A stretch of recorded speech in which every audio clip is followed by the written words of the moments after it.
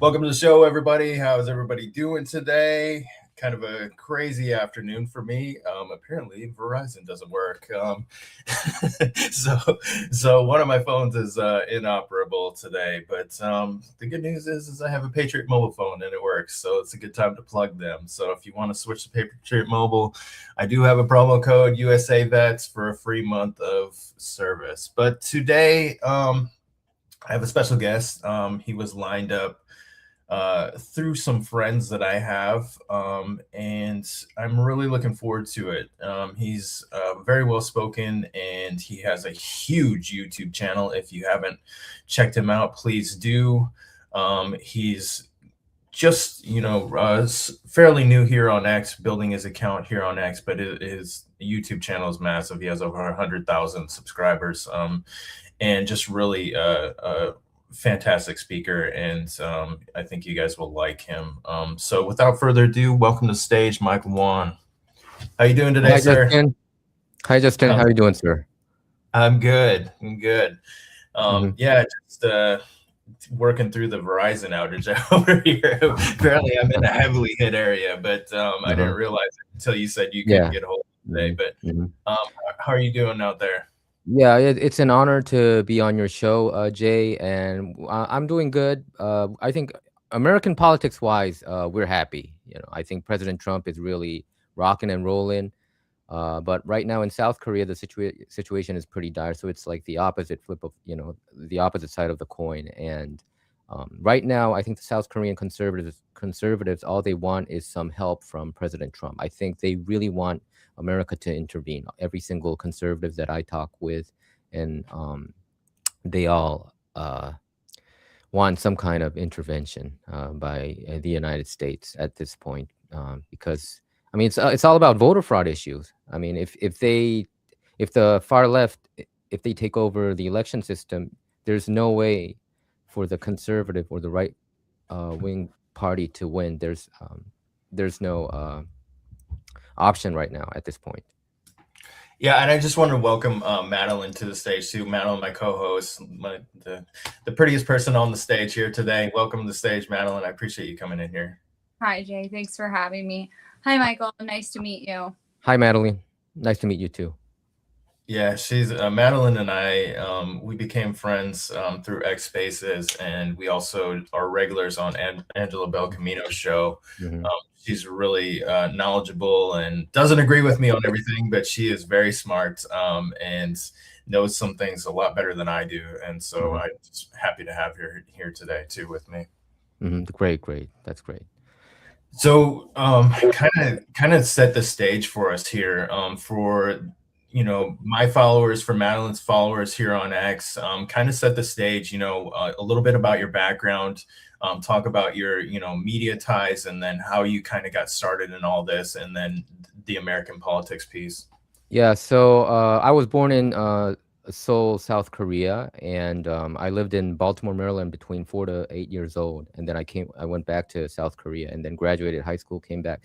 I went to college in Oklahoma, and that's where I became a conservative. There's a lady named Joanne. Through her, I mean, I completely changed my life. I was talking about, I remember it happened in 1999. I was talking about some political stuff, and then I said, did you check out the New York Times yesterday? And she said, and Joanne told me, hey, Michael, I never read the New York Times, you know. So I didn't understand what she was talking about. But then later I found out that how left wing and how much of a biased newspaper that the New York Times is, and then she talked about, she and her husband Don, they both talked about uh, like Fox News figures like Bill O'Reilly. I didn't even know who Bill O'Reilly was back then. I didn't know, Sean Hannity and all these, but these characters would just keep popping up. I would go there every Friday because she was teaching. Like I was an international student too, so she was teaching Bible study every Friday, and she would always talk about these characters that I've never heard of, Bill O'Reilly, Sean Hannity, or all these figures. So it made me interested about what they had to say. And when I first um, watched Bill O'Reilly Factor, and also there was another program that I loved a lot. Bill Maher's Politically Incorrect. That was one of my favorite shows too. And I remember telling myself, I never heard these kind of conversations in South Korea, and the immediate impression that I felt was, oh, how free Americans talk about all kinds of issues. And I think that kind of opened me up to um, a different point of view. And then in 2002, I came to Los Angeles, and then I became a newspaper reporter. And then I really dived in. I would watch Fox News every day, and listen to Bill O'Reilly. Bill O'Reilly had a huge impact on me. Bill O'Reilly. It's two figures. It's Bill O'Reilly and Bill Maher. I know Bill O'Reilly is conservative and Bill Maher is a liberal, so I got to see both sides of the story. But I would watch Fox News regularly, and then I would tell myself, how come I don't hear these kind of point of views on the Korean newspaper or even South Korean legacy medias? And I became the first person who talked about these issues. I became a super controversial figure in the Korean community, and they would a lot of people would bash me, a lot of people would support me, and I've been through a lot of suppression, and I couldn't build a lot of big numbers in X because I was hacked. My account was hacked immediately, almost. I think it was by CCP or some left wing loon in South Korea, and so that's why I couldn't even use my own X account. So I had to build a new one, and this is my like third account. I think now I have like I immediately had like 1,200 followers the first month, but then I got hacked immediately, and this one I have like 900 something, but and I didn't have time as a journalist. I was so busy reporting things every day. So if you're busy reporting, and the Korean media, they didn't emphasize on X, so we didn't put a lot of our reports on X as well. So anyway, I became a conservative pretty much in starting from 1999. I think that was the year when I really became conservative. And then as a newspaper reporter, I was the first Korean American conservative reporter. And I started my YouTube show actually at Korea Daily. It's a daily newspaper company. Korea Daily is the largest newspaper company in South Korea, and also the largest Korean language-based newspaper in America as well. And the headquarters is in Los Angeles, and I was there as a newspaper reporter for 20 years. And I immediately became controversial when I started writing columns about the conservative point of views. And in 2022, I was, I was hired as news director for Radio Korea. So Radio Korea is also the largest Korean language radio company, and I was there for 2 years, and then starting from October of 2024, I'm doing my own thing because my YouTube channel became too big that it's hard. It was very difficult. It was not easy for me to hold two jobs. Do my newspaper job or news director job, and also doing my YouTube thing at the same time. So I decided, and also I didn't politically align with the owner there at Radio Korea. He was very far left, and I in all honesty, I didn't understand why he even hired me. Because if he's like super far left, So, and I think he wanted to balance it out, But yeah, well, I mean, with your 100,000 subscribers on YouTube, I mean, that's almost like your own media channel in and of itself. Like that's a lot harder to get. I already had 130,000 back in 2020.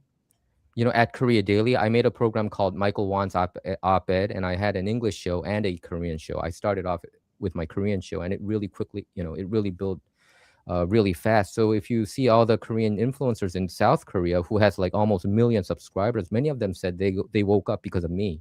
Like I was like the pioneer, so to speak, because I've been talking about a lot of things like, Operation Mockingbird, how the CIA infiltrated the American media and stuff like that. I would talk about all this. So I think that I was, do you remember back in 2021 when the Biden administration went after everybody?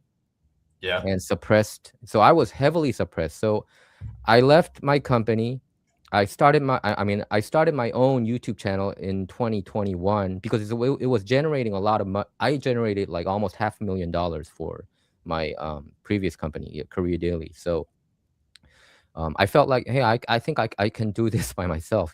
I should just do it. Why just work for somebody? And my character wise, I'm not a good. I think, especially in the news business, if you don't politically align with your boss, it's very difficult. It's very difficult. I think, Madeline, you would know what I'm saying. It's very difficult. So because you have to shape and edit your articles to appease your editor. Great black and white stories, and then they shape it however they want, and especially being on the right. I work with New York Times and Wall Street Journal, and I could sit down with them and give them everything, and then they'll take their angle, and we just have to appreciate that there is an angle out there at all. Exactly. That's the hardest part. Yeah. So, so in my case, I had to always convince the editors, bring all the proof, how this could be a good story, even though it has a anti-left wing and pro-conservative component to my articles. But so I had to always convince my bosses first, and then so it was like a lot of obstacles. But anyway, so I made my own channel in January of 2021, but immediately I got suppressed. So I built like 47,000 subscribers within a month because I already had a huge following. I mean, not huge, but still. And I didn't grow a single subscriber for like 3-4 years. They would always delete. You can see it on your analysis, the YouTube channel analysis. It shows how many new subscribers you've got and how many subscribers you lost. I would lose like 2,000 subscribers per month. And I knew that it wasn't because I disappointed my subscribers. It was because of the suppression that Biden administration has done. And if Elon Musk if he didn't buy X, I think everybody would have been suppressed still. Right. Yeah. I mean, that's why I came to X, was because of the suppression. That's the whole reason why I started my account. I didn't do this initially to do anything with it. It was just more for news, for funny memes, and to, be able to like actually talk to people. Whereas, on Facebook, on these other platforms or whatever, it was heavily suppressed. Like even my mom would say, hey, it was like 2 weeks after you posted a photo that I would see it. Well, she should be like the first person seeing it, right? It's my mom. We're going to each other's pages. We're engaging each other regularly, but that's how heavily suppressed I was. And so I came here, and, during the Trump campaign is when my account really grew, and I started doing spaces, and, it became something more than just social media. You can do real things, right? I made a post yesterday about the driver's license in South Carolina or whatever. Well, there's a state legislator he's drawing a bill for what I posted yesterday, and I've tagged my congressman in things, and he's co-sponsored bills because of these tags. And that's the real cool, that's the cool thing that you can do with some of this.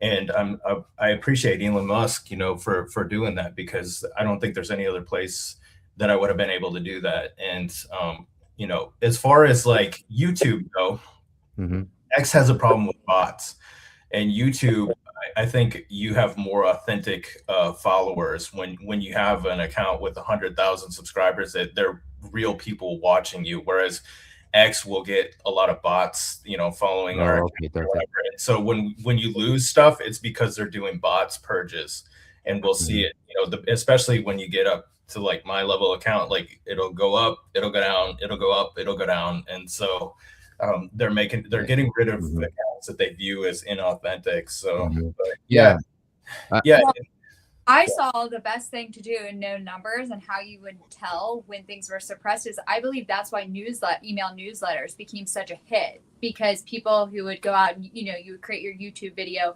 and then you would create this newsletter, and you would add your YouTube video in. And it's like all of your subscribers, they open their email and they're like, why didn't I see this email? Why didn't I see this video? I follow you, I check it.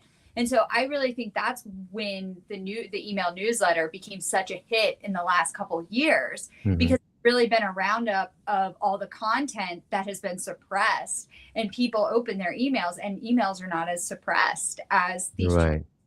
Is that why the news? I didn't get to. So I did do newsletters when I was working for the newspaper company, as well as at Radio Korea and at Korea Daily too. But me myself, I checked all sorts of articles myself, so I wasn't like really crazy about newsletters, but I did, but later I found out a lot of people would post their stuff on Substack and stuff. Is it still a big thing, you think, newsletters? Yeah, I think for somebody who has a controversial channel or talks about anything newsworthy, I think having subscribers and really creating that email, it helps you with also talking about other topics, kind of foreshadowing what's to come. It can, when you kind of, go into other channels, it, tells people, oh, go look at, follow my X account. I'm glad you watched this, YouTube, make sure you follow an X. It's a great way just to remind your followers. And I think it's why a lot of people did focus heavily on email. And it's a great way to target. And when I started seeing the responses, like, thank God I follow your email, it only added more subscribers too, because then the people who follow your email from X, then they'll go to YouTube. So it really brings everything together. And I saw that it really did bring, feedback wise, I think it really helped with getting impressions up. And for those who were suppressed, kind of remind people, because emails are not suppressed. Yeah, I think so. And I just wanted to add a little bit more of my story. I mean, one of the reasons why I had to continue working for somebody was because of the suppression. I mean, in all honesty, I just wanted to be an independent journalist right off the bat in 2021. I was so shocked when Biden won. I knew immediately this is voter fraud. It just doesn't make sense. And now we found out that Venezuela was behind all this, with Smartmatic and all the Dominion. And I think that the same thing is happening right now in South Korea. And yeah, just wanted to add that info. Yeah, for sure. Yeah, I mean, it's a playbook that's worked in a lot of places, and that's the unfortunate part. And so, for us here, what disappoints me the most is that we haven't done anything to solve it, really. We've kind of sat on our hands for an entire year and wasted the time where we could have been, whatever, maybe we can only do it in red states, but if we can do it in red states, that's a lot of votes that we can, I guess, we can get a more accurate count. And I think this country is a lot more conservative than our voting actually shows. And so if we could get a little bit of an election integrity, that it'll reflect that. But, and I think it's really important that we can have the conversation now, though. We were talking about this earlier, is if we didn't have these social media platforms, we would be in the blind, right? You're right. We wouldn't even know this stuff was happening.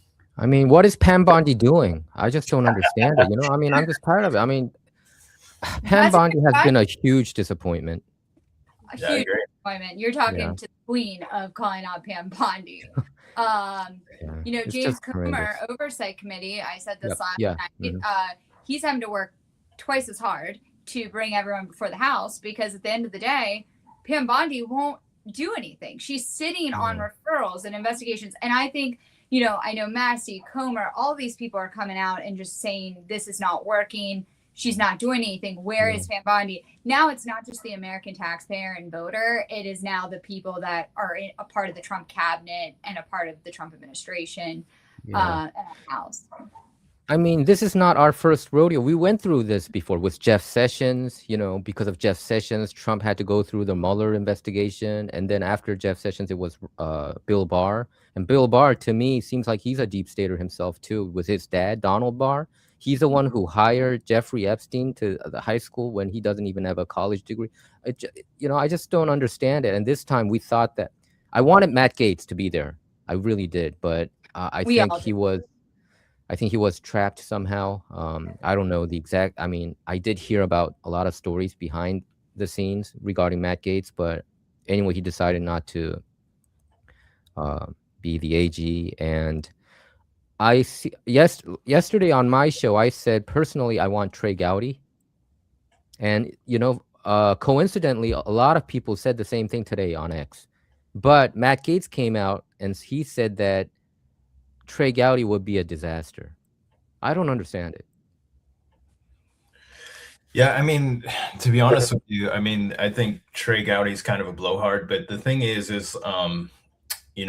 we need somebody who isn't afraid in that position, right? Because these are dangerous people that they're going after. They're very, these people will ruin your life if you're wrong. If you swing and miss, these people will come after you relentlessly, and they have cash that affords them the ability to really be almost untouchable, and that they're proving that right now. And so in terms of the AG, you need somebody who is absolutely fearless, who is willing to go against the grain and do things that we've never had an AG do before. And so not since revolutionary times, it's just they're going to have to really be all in and really be a patriot and really put everything on the line in order to get this country back to the way it should be, because these people have been running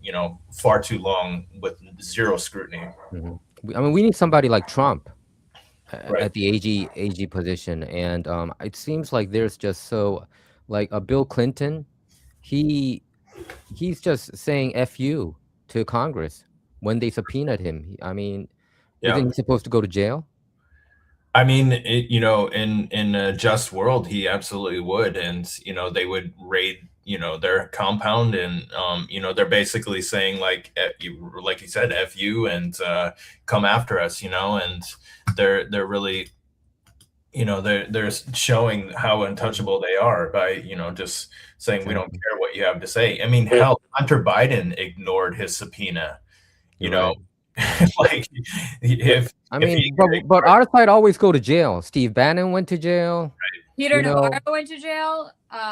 Yeah, it's a problem. Even like journalists like Owen Schroyer went to jail. I mean, I'm just so sick and tired of it. I think last week I was just complaining. Over and over and over again about this situation. Like, we have the Congress, the Senate, the White House, and even the U.S. Supreme Court. And how come we can't do anything? I mean, it's all zero. Nobody goes to jail because of Trump-Russia collusion, the COVID-19 pandemic. Nobody. I mean, they're not accountable for anything. Like, you have James Comey putting on his social Instagram. What was it? 8647. He wanted to pretty much murder President Trump, but nothing. There's no consequences, and it seems like they have this arrogance. Like, even though they do get charged, they would be tried in Washington, D.C. mostly, or Virginia, which is a heavily blue area, and they would just crazy, not to cut free. But what's crazy is that those who bring black and white evidence to the DOJ, an open investigation. I was in Greenbelt, Maryland. My client then was called to Greenbelt, Maryland, because she wanted to investigate Adam Schiff for mortgage fraud and election integrity. And ultimately, she's now being investigated for conspiracy, basically. And I'm the person that was there with the FBI agent, the AG, IOG, all of them. And they all looked at us and said, MEGA? You mean Team MEGA? They are investigating us because we are investigating the fraud that is happening. And then we hear nothing from Bondi. Nothing. We get nothing from the special investigator.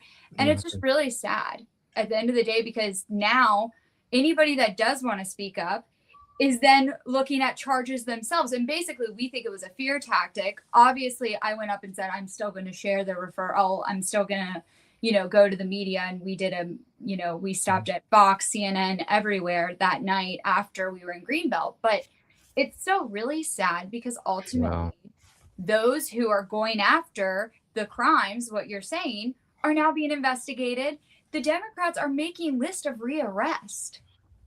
That is so disheartening. I didn't know about that, about the Adam Schiff. I thought that, things were going pretty well, but that is another depressing story. Yeah, well, it's just me proving what you're saying is nothing is being done. And then on top of that, now conservatives are being targeted. For arrest and indictment. Crazy. I heard that Michael Flynn also talked about him being a target again recently at Alex Jones' show. I mean, I'm wondering at this point, I gave up, if there's a part of me that gave up on this judicial system. I feel like they're never going to go to jail. I really one of my dreams was to see Barack Obama go to jail, at least be tried, Love that. Of concocting the Trump-Russia collusion thing. I knew it, immediately when Trump got elected in 2016, and a month later, he talked about, Obama was talking about Russia being behind all this. I knew it immediately that he's involved. But I think the arrogance, it's like they don't care, It's like, what are you gonna do about it? It's like they're rubbing it, on our face every single day, and we can talk about it. We expose them. I don't think we can expose them any more than this, right? We exposed everything, and there's no consequences. Tulsi brought them black and white evidence too. She exactly brought the whole file, and then they basically pushed her out. They kept her out of the whole Venezuela thing because she was pro Venezuela on certain things. I don't know why they kept her out of it. But right before the holiday, when DOJ still had not done anything, she started going out on a podcast and saying the same thing now Comer, Massey, and everyone else is saying. Why is DOJ not doing anything? I've handed them the evidence. Really, all it's doing is for people like myself, people like my clients, people like Tulsi, all it's doing is targeting people of the right for if the left come back into office, we all now have to be in fear of being targeted. And that's my issue is if we don't take a fine line on accountability and show that we'll come after people, not only are we going to lose midterms and lose elections, but then at the same time, we all who speak out and are actually doing the work are going to be targeted by the left. I think that's, I really worry about that. And yeah, I'm wondering, even regarding like Charlie Kirk, when, the assassination of Charlie Kirk, a lot of people are raising questions about it. I, for one, I first thought that it's Tyler Robinson, but now at this point, I don't think so. I think there's something more sinister going on. And I don't feel like Kash Patel is really aggressive about it. If I'm a friend, if my friend dies like that, I would really go out of my way to investigate more and put more people. But I don't think they're even doing that. So I'm wondering whether they have this club that, the comedian George Carlin talked about, that we're just not in this club and they're just going to run the whole thing. And we're just in this matrix and, we're always on the losing teams. I feel that way. It's unfortunate because the more, Kash Patel, he spoke a huge game going into this, administration. And I feel like he's been another real disappointment. I really think FBI and DOJ have been our biggest disappointment in the Trump cabinet. And at the end of the day, I think Kash Patel has done a horrible job when it comes to transparency and speaking for himself and really talking to the American people. He knows more than anybody that the American voter and taxpayer has lost all hope in the FBI. We don't believe in it. We don't believe the government is on our side. And so for him to talk, he somewhat has talked down on people and made, comments about how we all are questioning the Charlie. How is this news? He went on Joe Rogan. He used to question the FBI. So I don't know why he's pretending that any of us are, just supposed to believe him at this rate. And I think Dan Bongino's still on payroll. I think they know they're losing the information war, and they sent him back to just, help them fight the good fight. But he came out hitting, strong, and now everybody's up against. I was a huge fan of Dan Bongino, and he's also from Baltimore, Maryland. I'm from Baltimore, Maryland. Yep. I really followed him a lot, and he was a truth teller. But for him, I remember him and Kash Patel. They both did an interview with Maria Bartiromo, right? Fox News Sunday show, and it's the tone. Especially Dan Bongino, he was like on the forefront about this Epstein thing, that we should be exposing all this. But for him, and he also doubted that Jeffrey Epstein committed suicide. Yeah. But for him to, talk down, like you said, Madeline, like he treated us like conspiracy theorists all of a sudden. Like, he's dead. He committed suicide. I checked it. And it's also the way that he talked to his fellow conservatives. I felt like he was out of line. I don't know if it almost felt like they were both held hostage. I just don't understand whether there's some kind of like script that you have to follow for them to flip like this. And Dan Bongino to come back to just regular citizen, and he's doing his podcast show now. And he is attacking the truth tellers like Dave Smith, and I just don't understand it. He just flipped. I don't understand it. Do you go to government and do you get flipped? Or do you go through this MK Ultra thing and get brainwashed? I just don't understand it. I have a really hard opinion on a lot of people being supported by what is really dividing the party, and a lot of people don't want to say it, is the mega base is divided by the state of Israel. I am not anti-Semitic. I have family members that are Jewish. I have friends that are Jewish. This does not make me anti-Semitic for saying it. I have issues when you follow the money, you follow these corporate PACs, you follow AIPAC, and you follow the people that have the influence on this administration. Dan Bongino came right out and said, I support Israel. All these people have. And I can't say neither here nor there. All I can say is that there is an issue. There's something deeper than all of this, because what makes me really sad is we all relied on this administration to be transparent. Right. And as much as they're saying they're being transparent, I don't feel that we're getting the swamp, the things that we really want to see and we really want to be exposed. I feel like it's only been highlighted. It's almost like a game like they're just being like, okay, sure, we're going to tell you. Israel's going to come and pay a bunch of influencers. I don't understand why we're going to let a foreign country pay influencers, and then those influencers don't have to go to DOJ and register as foreign agents. Because as far as I'm concerned, that's a part of law. It doesn't make sense, and and a lot of people are suspicious about the JFK assassination. I think JFK and Robert Kennedy Jr. wanted Israel to register as a foreign nation, to register as FARA, and in the process of that, they got assassinated. And I don't believe the Oswald narrative either on that one. And I think a lot of people are down. I'm also a Christian. I used to go to a Pentecostal church. The church has a Israel flag, so I was super pro-Israel myself. But if you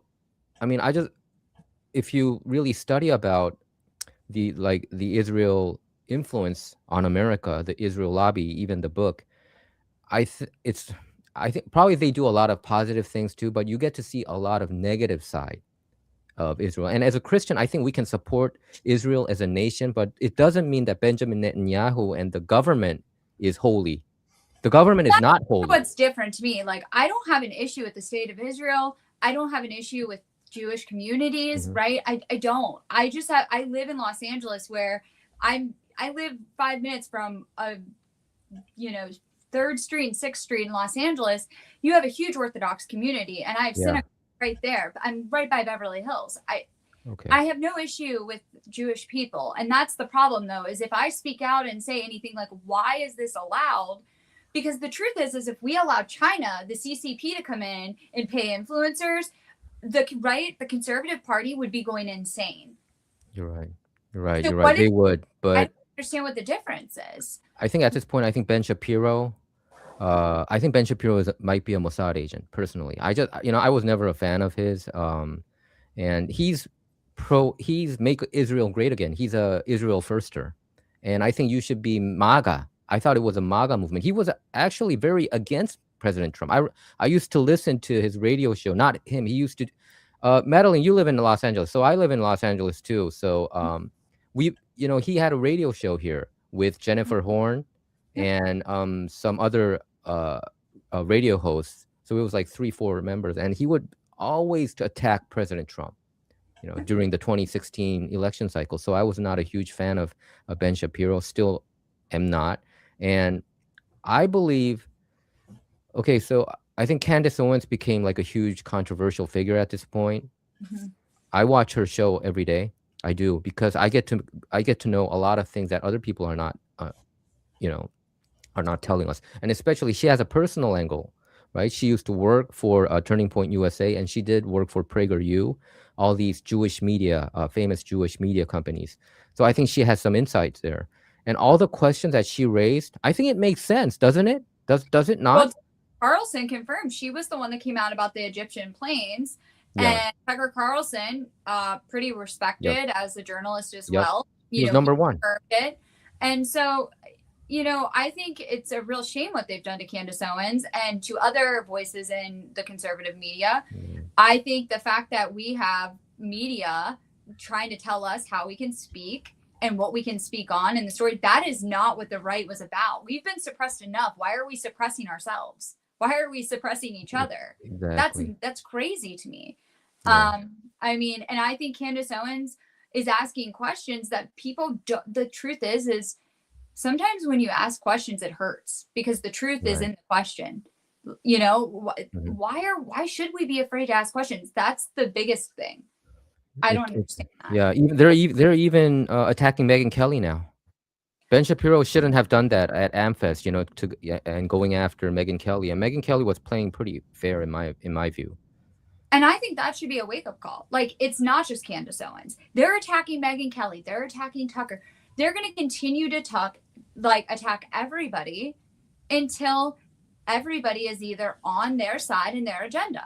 That is their way of doing this. And I have been called, an anti-Semitic person and an anti-Semite many times, only because I've raised questions. And I was never somebody that watched Candace over and over and over every day. I will admit to that. But as the Turning Point things have happened and as more has come out, I'm following it because I'm going to continue to defend this because I have different opinions on things, right? I have a different opinion than Jay, but that doesn't mean he doesn't bring me on and we don't have dialogue. Mm-hmm. And if the conservative movement wants to honor Charlie, he was all about dialogue. You're right. And I think probably that's why that down.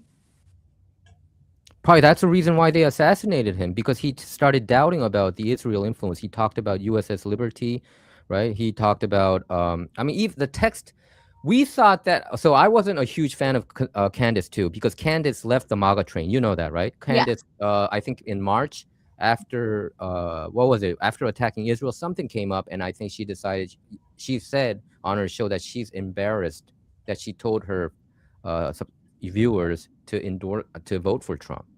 So she left long before Charlie Kirk got assassinated. So I wasn't a huge fan of Candace either, because I was fully on the MAGA train. But my question is now, just knowing all that, looking back, was Candace right? Like, did Candace know that this administration was going to be heavily influenced by a certain group of people that had already attacked her and ruined her life? Yeah. She was attacked by Ben Shapiro, fired publicly. She's been berated by him for years now. So my question is maybe she foresaw what was coming.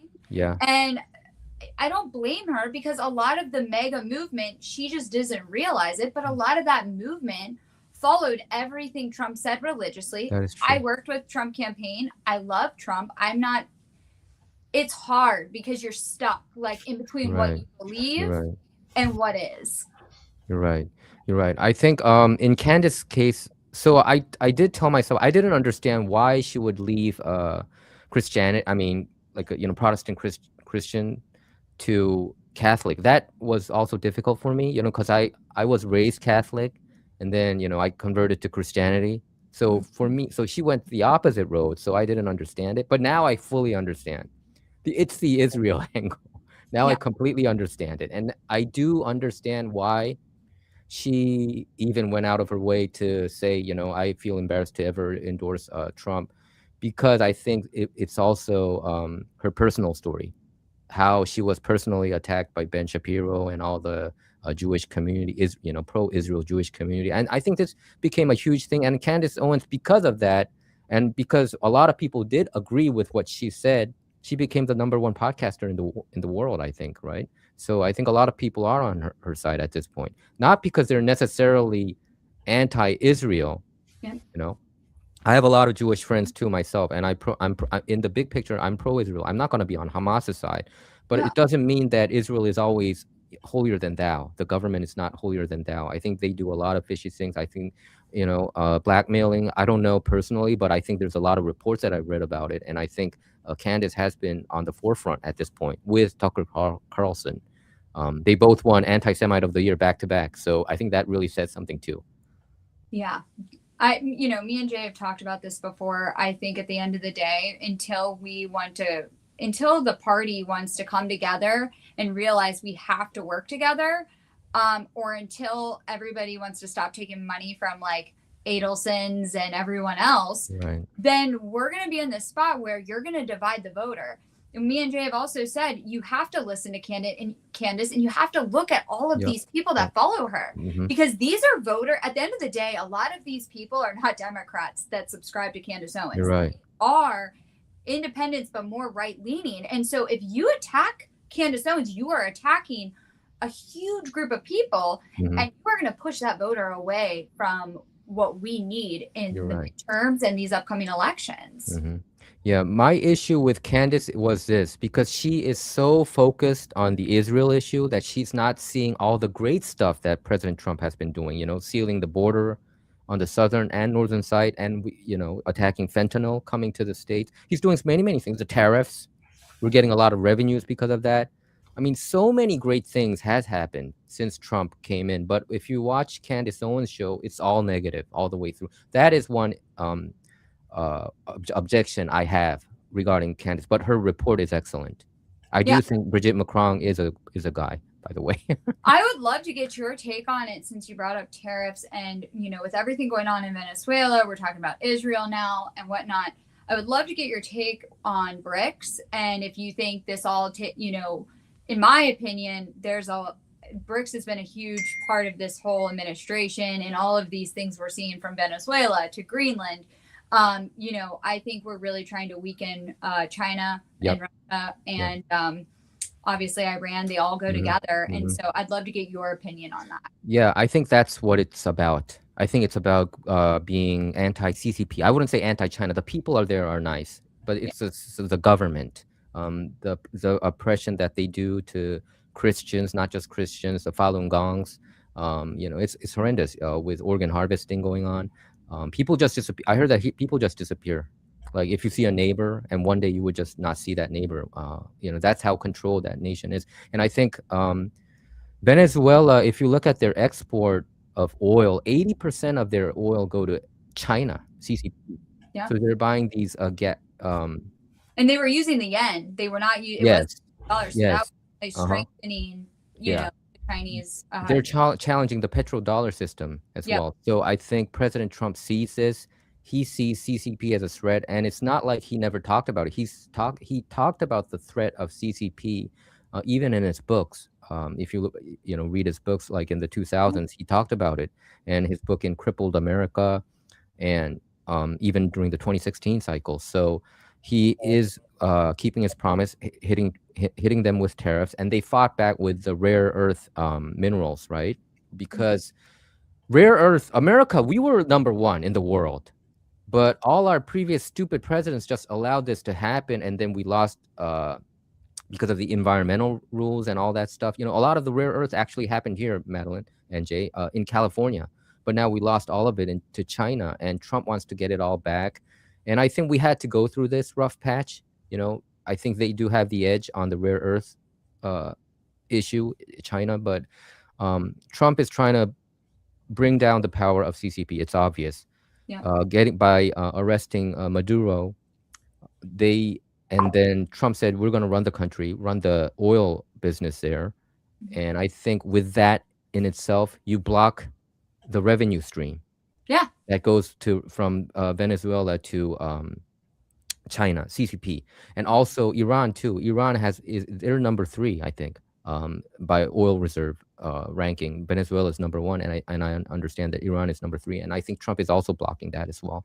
So when you block these revenue stream, and oil is the most important thing in the world. I mean, if you look at the world economy, so I think it will bring another notch down from the CCP. And the reason why Trump wants to take over Greenland is, I mean, America.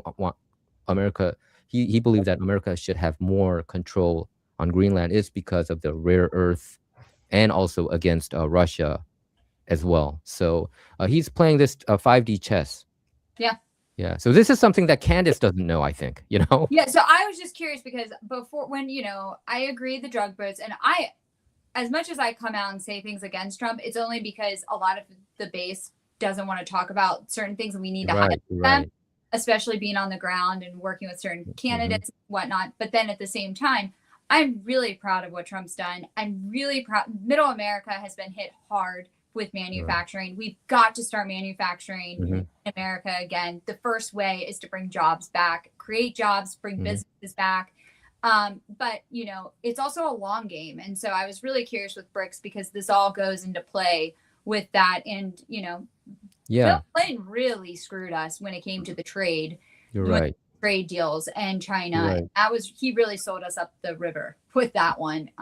So yeah. Right. Yeah. And I think Trump it's you know, many people criticize Trump being an isolationist, you know, during his first term, that he wants just America to be great, but it's actually not that. It's not stuck in that world anymore. On the second term, I think that Trump realized that our neighbors has to live well as well, you know, like Mexico, the cartel, the drug cartel there as well is an issue. So that's why he said that Mexico could be attacked, their cartel, and Venezuela. So all the Central America and South America, I think he wants them to be financially better than how they are right now, because it negatively impacts America. You know, the gangs coming over here and the fentanyl. So I think Trump is seeing this as in a bigger picture. And if there's a country that is pro-America like Argentina, he would support those nations, right? they have a rare earth there, and I think Trump is kind of purchasing it a little bit higher price than the market value, I think, to help them out, because he thinks in the long run that it's beneficial to America as well. And I read the report yesterday that Argentina is paying back America, because their revenue has been higher than expected. So I'm fully supporting what Trump is doing regarding Venezuela, potentially to Iran, and internationally, I think he's A+ all the way across the board. But I think it's the Israel issue that has divided the MAGA base, and the influencers talked about this. But we have to also understand President Trump was always pro-Israel. Yes. He has never wavered there. So I think if Candace and Tucker, if they expect Trump to suddenly go anti-Israel, I think that's a pipe dream. Because Trump has always been pro-Israel. Jared Kushner, the Kushners are, they're Jewish, and his daughter has converted to Judaism. He said that this week in the media, like, no, he is not going to ever turn. I'm not asking people to turn on Israel. My only thing is we've got to tone down the rhetoric, and I think a big part of this comes from. I'm sorry, but this comes from the Ben Shapiros. This comes from because they are making people like myself say, what is wrong with you? Maybe there is something there with Israel, because it's not like I want to go after Israel. I could care less if somebody is Jewish. You know this. You go down the street, you meet people in California, especially where we live in Los Angeles. 17%. You don't know if I'm in yoga, if that person's Jewish next to me. You're right. Right? So that is not it. For me, it's about, I don't like all the rhetoric, and I don't like the way they're telling me I can't have an issue with certain things. And I don't like the foreign influence. I think that we should, the American flag should be flown always. And there's a lot of these big press conferences that are happening with different congressional candidates, and they put the Israel flag behind them. And I'm like, are you just trying to dance in front of on the stage and ask for money? I mean, what does that say? Because to me, you're selling your soul. You're selling your candidacy, selling your positions, and you're basically saying you're for sale. And the taxpayer does not want somebody that's going to be worried about another country. We have corruption here. We have problems here. And if we want to make America great again and keep it great, then we need to worry about what's going on here. You live in LA, you know more than as much as I do. Our streets are not as pretty. It looks like a third world country. Koreatown is horrendous. You can see like human feces all over the place. I mean, it's horrendous there. Yeah. I'm 100% with you, Madeline. And I think this Israel, it's not like people went out of their way. It's not like the MAGA people went out of their way to attack Israel or Israel government. It just happened naturally because of the Epstein issue. Because we talked about the Epstein issue for decades, right? Alex Jones talked about it since 2015 or something, I mean, because this Epstein, and they considered, the legacy media considered the Epstein story as conspiracy theory. Well, and if you look at like Ben Shapiro and all these legacy media like Mark Levin, they do not want to talk about Epstein. What does that tell you? I think Epstein was a Mossad agent. I mean, in my opinion, sure. Did Thomas Massie want, to bring the Epstein files, have exposed? But really, the reason I believe Thomas Massie, pushed to have these exposed is because he went after the pro-Israel group of people, because he doesn't take money from AIPAC. Yeah.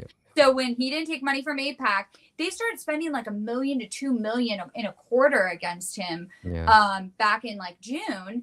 And that's when he was like, okay, you know what? I know how I can win this. The people who don't like Israel, they want to see Epstein. So I'm going to fundraise and I'm going to go after releasing these. I mean, it was a smart play on his part. It is. I'm sure he would love to see justice, but in my opinion, the man's dead. And we all know Bill Clinton slept with women and wasn't the best husband. We all know Bill Gates is not a great guy. So like, I don't, at this rate, like, we're going to see redacted files. It is what it is. If it comes out, it comes out. But I just think that it's really sad because this issue is dividing our base. Yeah, you're right. Jay, I mean, you can talk about it too, but I just didn't expect that the Epstein issue would divide the MAGA base. That is something that I didn't expect. I didn't know, I didn't see the Israel angle as clearly like last year or a couple years ago. But now, as you dig up more and more, I think that's why they didn't want to release the entire JFK files too. Israel pops up too many times, and I think they don't want to talk about it. I mean, Trump admin don't want to talk about it. Even it's the awkward. Democrats don't want to talk about it. It's awkward. You're like right. you see these investigators going in to I just watched a video and shared it about somebody goes in and talks about the people who are part of who was the CDC during the pandemic, and they list all these Jewish names and whatnot, and it's just they keep popping up. And listen, we always talk about this. The Jewish population is not that big. So the crazy thing is 2%? Yeah, like they keep popping up everywhere, and it's just like, this is so odd for how small of a population you are, and as of a demographic.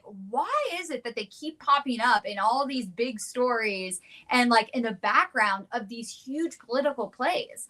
Yeah, I think that unfortunately we're going to see citizen journalists, we're going to see more Candace Owens, and we're going to see more people ask questions. And the problem, I think, is, and I have a lot of Jewish friends, and I've said this because they've brought it to my attention too. I also have Persian friends. Beverly Hills, there's a lot of Persians. Yeah, a lot of Persians. A lot of Persians. And one of my really close doctors is a Persian, So like I have to be careful too, because I have close friends on both sides of the aisle. But on that, but Same at the here. end of the day, it's I don't understand. Why is it that we can't ask questions? And maybe if they didn't attack, and maybe if they started talking about why they want to influence and what they're actually doing, but instead it's just like this like mystery that all of these citizen journalists and people are just going down rabbit holes. It's not because we want to. And all of us have a lot better things to do, and we'd all rather be talking about something else. Yeah. Jay, what do you think? I mean, for me, the bigger thing is the DOJ, right? For me, if we don't get that under control, yeah, and the foreign influence thing is a part of this too. But if we aren't willing to cross the Rubicon there, we are screwed, and we are screwed big time. President Trump is probably going to do jail time. I agree. If for real, and I don't think we're taking that seriously enough. And if the Pam Bondi is really holding the nation hostage right now, and so it's a turnoff for voters, right? We feel like a lot of voters feel disenfranchised. They feel let down that we are not doing the things that we I guess it's a little over a year now, but like in 2024 that we said we were going to do everything that we were posting about, everything that we were helping Trump campaign about, everything that he was saying at the rallies and stuff like that.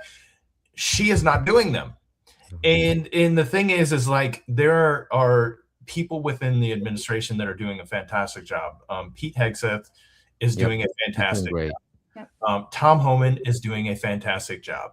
Marco Rubio is doing a fantastic job, in my opinion. I was not a Marco Rubio fan. I think he's doing very well in that position.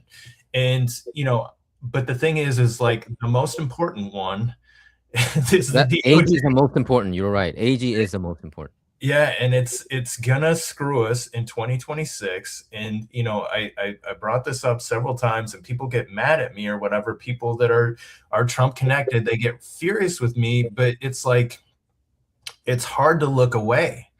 It is hard for me to ignore the fact that President Trump is going to be, like, a year from now, he is going to be facing an impeachment, right? It's going to happen unless we get that DOJ piece under control. And so it's all for naught if we don't get that moving in the right direction. And I just don't see her budging on this at all. I think the best play that we have right now, because we've wasted an entire year doing absolutely nothing, is a recess appointment to try and get somebody in there quick for at least a year and trying to get some of this stuff under control.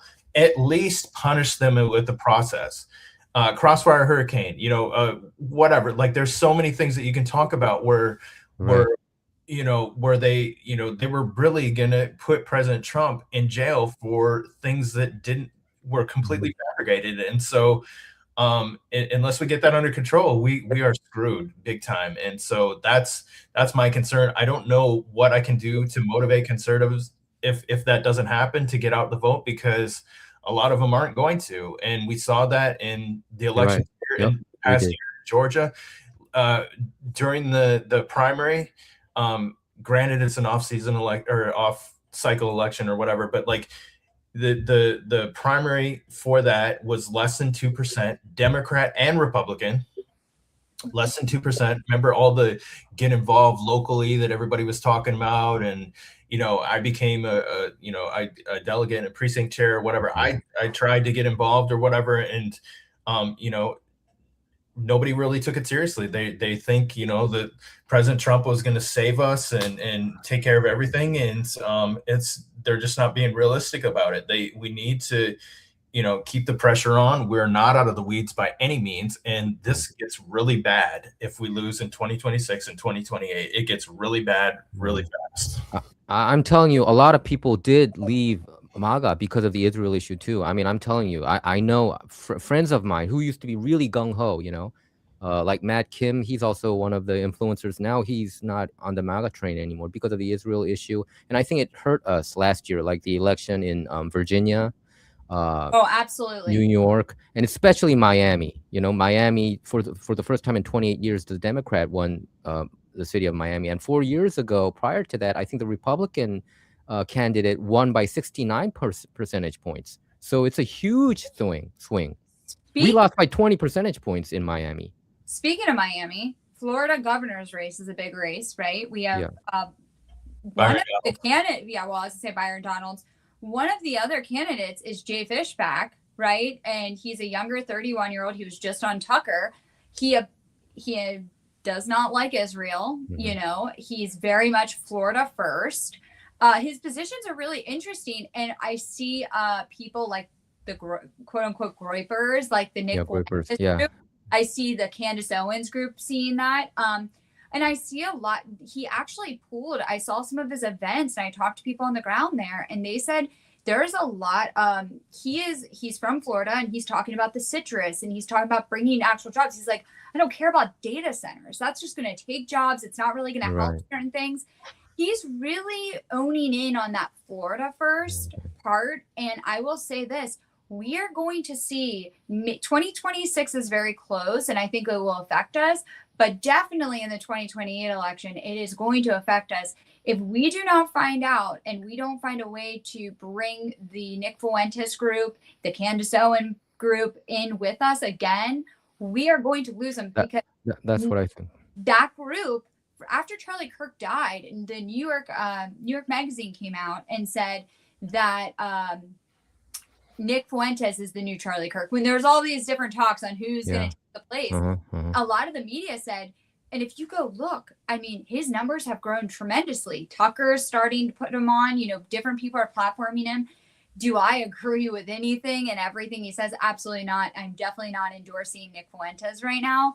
But I'm saying that there is a young male white voter that we are going to lose if the mega base just continues to attack Nick Fuentes. That same base is also who attacks Candace Owens. And Nick Fuentes, I've been listening to his show, not every day, but because he comes out on YouTube. A lot of people would commentate about what he talks about, and believe me, he talks a lot of insightful things, a lot of horrendous things too, but a lot of insightful things too that many people don't talk about. And he was talking about the legacy media conservatives. Hey, you guys are multimillionaires, like people like the ones that we see on Fox News or on the networks. But that's why I think Trey would be a nightmare. He even attacked Megyn Kelly. Hey, you have like tens of millions of dollars. I think she has like 50, 70 million, assets, but you don't understand what I'm going through. And when he talks like that, I'm completely with him. Yeah. I completely understand it. What they're going on, and they're tired of the BS. They're tired about tiptoeing around Israel, and I think that's the reason why he says I love Hitler to rise them up. I don't know whether he really loves them or not. Gaslight, yeah, that's what I'm saying. I think he's gaslighting because he knows the real important issues are not those. He wants he wants America to be great. And I think what I understand is Nick Fuentes didn't even vote for Trump in 2020 and 2024 too. So it's a huge issue, and I think that is one of the main reason why we lost so much last year. And it was an alarming sign. I didn't know that we would lose that much. I was shocked. I was really shocked. You know, the percentage points, it really does matter how you lose. Yeah. The way that we lost, it was a shocking. You know, it was like, you know, we were just KO'd. And I was asking myself, do we have time to recover from this, you know, within 1 year? When you have the MAGA base, a lot of people leaving or having doubts about the Israel angle. A lot of people are having doubts. They talk about Charlie Kirk assassination. All my friends talk about it. You know, they don't think that it was Tyler Robinson. Many of my friends, and they were hardcore Trump supporters, and they all think that some kind of entity is behind it. And Charlie Kirk messaged it. One of the reasons why Candace Owens became #1 in the world is because, not because we agree with her 100%, but she was the one who exposed all these text messages that Charlie Kirk was having doubts, that he was worried that he might be assassinated the day prior, right? Yeah. And Erica Kirk acting all weird, and the people like Tyler Boyer and Cabot Phillips being her ex-boyfriend. I didn't know that, you know. And then all these stories being uncovered, her having an Israel angle. Her dad, yeah, her mom having contracts with DOD. Her dad has Raytheon started Raytheon in Israel. That's so of course, obviously, everybody's gonna have questions. And it's crazy because none of this came out prior, obviously, till now. And again, this just shows like this media has changed. You're not going to be able to get away with things that you maybe could have gotten away with because legacy media probably wouldn't have platformed any of this, right? And so, yeah, it's an interesting take. And I look at what Tucker did, and Tucker, instead of following the same over and over again Charlie Kirk people and the turning point, he went down the route of let's bring back Butler, and he brought back up even that one Butler. And I look at Butler and I'm like, nobody's paid it. There's no accountability there. This kid did not act alone. He was in BlackRock video. Like, how many kids are in CIA videos and in BlackRock videos? It just doesn't make sense. Like, it doesn't make sense. I'm sorry. Like, you're not going to make me believe that kid who is not, he doesn't look like somebody that would be in a BlackRock video. You're not going to make me believe that he also decided to crawl up on a roof and get away with shooting the president. Right. You're right. And was using tradecraft too. Like, so like somebody taught him that. Like he didn't just learn that on his own. He didn't learn that playing Call of Duty. Like there was some real tradecraft there. So. And people were screaming, right? Look at, I mean, that guy's on the roof. And then you have the Secret Service. And yesterday, I think James O'Keefe came out with a piece where you had a Secret Service member, Secret Service details for J.D. Vance. Yeah. And he was very anti J.D. Vance. And you have all these so I know somebody who works in the White House.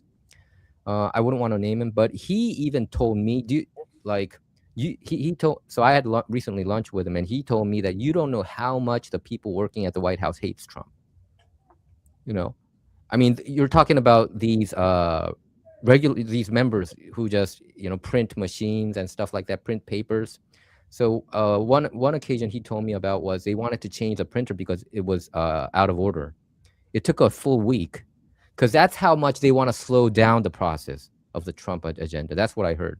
And also, on the Secretary of State side, Morris Tan, he was an ambassador for international affairs during the Trump administration first term. He's a Korean American, so I'm friends with him, and he told me that every single person there, they hate Trump. So I'm like, I mean, when I hear these stories, like especially the Butler issue too, I'm wondering whether, even though President Trump is a president, that there's some kind of like a more powerful force behind, that's dictating the nation. Yeah. Well, there's people that, from what I know on the Butler stuff, was a lot of people knew that Iran wanted him dead. There's been attempts on his life from Iran. But that's also where people started questioning Mossad. Like, is this a false flag? Like, did Mossad have anything to do with this? Then you add in BlackRock and the connection to BlackRock, Larry Fink, Israel. Listen, the hard part is I don't want to look like a conspiracy theorist. Because I'm just connecting dots at the end of the day. And that's the sad thing is Trump, whether it be Kash Patel, Bondi, any of these people, the American people are not stupid. We know how to connect dots. Right. We can see the common, like there's all these games that you play when you're in kindergarten. Like, what's the common denominator here? There's always this common denominator. Right. And I think that I'm not sitting here saying these people are bad and these people are good, but we need to get to the bottom of what is taking place, because I am afraid that if we don't replace the DOJ, the AG, and we continue down this road, people like you, me, and Jay could get targeted. I've been targeted already. A lot of my friends have Me been too. targeted. I mean, it's scary. Matt Blumenthal, independent journalist Matt Blumenthal, he did a piece, I think last year, that it pretty much says that President Trump is very scared of Israel and Benjamin Netanyahu, that he's afraid of being assassinated by them. Pretty much, I think that was the content of his article, and that they're wiretapping the White House and stuff like that. I don't know whether you... And I'm wondering, probably President Trump is scared sometimes. Sometimes I'm wondering that probably President Trump is also doing this for his own protection, because he also has his family. So at this point, he's fully on. He got hundreds of millions of dollars by Marilyn Adelson, well, right? In every big briefing at the White House, like cameras turn and you see her sitting back in this chair, and you're just like, so she's always there. She's always there. And wow, they talk about this too. They talked about how many times Epstein visited the White House during Bill Clinton. They brought that up yesterday when Bill Clinton decided not to show up for the House Oversight Committee. But then I'm curious, how many times are we going to let Netanyahu visit the White House? Yeah, it's a great question. I mean, I've never seen it. I first became familiar with Netanyahu and his son because a lot of friends of mine, like young conservative women who are in politics, they're friends with his son and grandson. So it's like, it's weird. It gets weird. Yeah. I don't know. Yeah, Jay, you talked about Crossfire Hurricane, right? That angers me the most. In all honesty, the Crossfire Hurricane angle angers me the most. And, I put a lot of hope, especially my viewers put a lot of hope on John Durham, Special Counsel John Durham. Nothing came out, Yeah. All the people got scot-free. They were tried, like Michael Sussman, right? The Hillary Clinton campaign lawyer. He got not guilty verdict. He was acquitted. And also another guy, Igor Danchenko, he's a Russian spy. He got acquitted too. So this whole Russia collusion thing, I think FBI, CIA, all these 17 intelligence, I think they were all involved in my view. Obama was involved, Hillary was involved, they were all there. But the only guy who got guilty was Kevin Kleinsmith, the lawyer, who admitted that he fabricated the document because I think they wanted to wiretap, what's his name? I forgot his name. I can remember his face, but the Russia Trump campaign hired a foreign relations expert, Carter Page. Yeah, so he lied about Carter Page. Carter Page did work for CIA. So supposedly, if he did work for CIA in his past, then he's supposed to be like a patriot, right? But he lied about that fact, and then he admitted to that lie, and he went to jail for like 6 months. But other than Kevin Kleinsmith, there's nothing. And I don't know, Jay, do you still have hope? I mean, it's, I laid out what has to happen because Pam Bondi is not going to do it. And so if we don't do something quick, I mean, like I said, we've already wasted an entire year doing that. And so, you get the people that are, saying, oh, that we have to do this correct or whatever. We have to do it, make sure it's right. We dot all the I's and cross the T's or whatever. And the thing is like the Democrats are going to show us how wrong we are, because as soon as they take back power, they are going to come after people relentlessly. And you're going to see people rearrested. You're going to see influencers that are in a lot of trouble that are going to get ruined. And, a lot of different things are going to happen very quickly. And so that's why this is so critical. It's going to come at us fast, and things are going to get ugly if that does happen. And that's the only way I see this playing out. That's what I worry about the most, because we are divided in a way, because of the Israel angle and the Epstein and Charlie Kirk issue. And it showed on last election cycle. I want all of us to be mature enough to our differences aside and vote for Republicans come November. But I feel at this point, a lot of people, they wouldn't vote for Democrats. So my friends, who kind of lost interest in the MAGA movement, they would never vote for Democrats. But the problem is they wouldn't even go out to vote. I think that's the problem. Automatically have low voter turnout across the country. Just so you know, it's a low turnout always. Republicans, the number one way a Republican can win is with name ID. If you want to win an election as a Republican, you have to have name ID, because that person that goes out to vote, it's like Trump. That's why Trump wins with flying colors, right? Because at the end of the day, Trump is what carried all these people to go to the polls. We saw an incredible turnout. Right. Midterms, we're not going to see that because Trump is not on the ballot.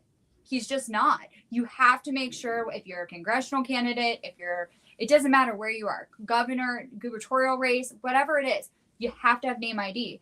And ultimately, our base is so divided, we're going to see low turnout. I know, I worry about have a divided, and too many races are just completely, they're packed. We've got, instead of where we usually have one or two candidates, we've got three getting in and really dividing. And I know there will be probably quite a few races that are going to have multiple Republicans in it because of these divides in our party, where typically they officially drop out and then endorse one another. But they don't. We're not going to see that come 2026. We're not. I worry about that. I really worry about that. I just want to say thank you for everybody that's watching too. We got almost 11,000 people watching right now. Wow. So we're the number one live on X, and Mario Nawfal is the next biggest space behind us. So wow. he's got That's great news. Yeah.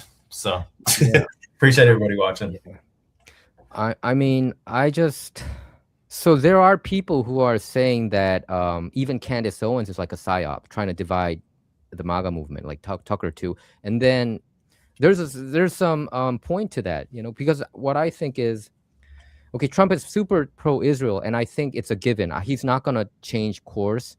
So I think we have to see other issues. Okay, probably he might be weak on the Israel issue, but he's very strong on the border and law enforcement.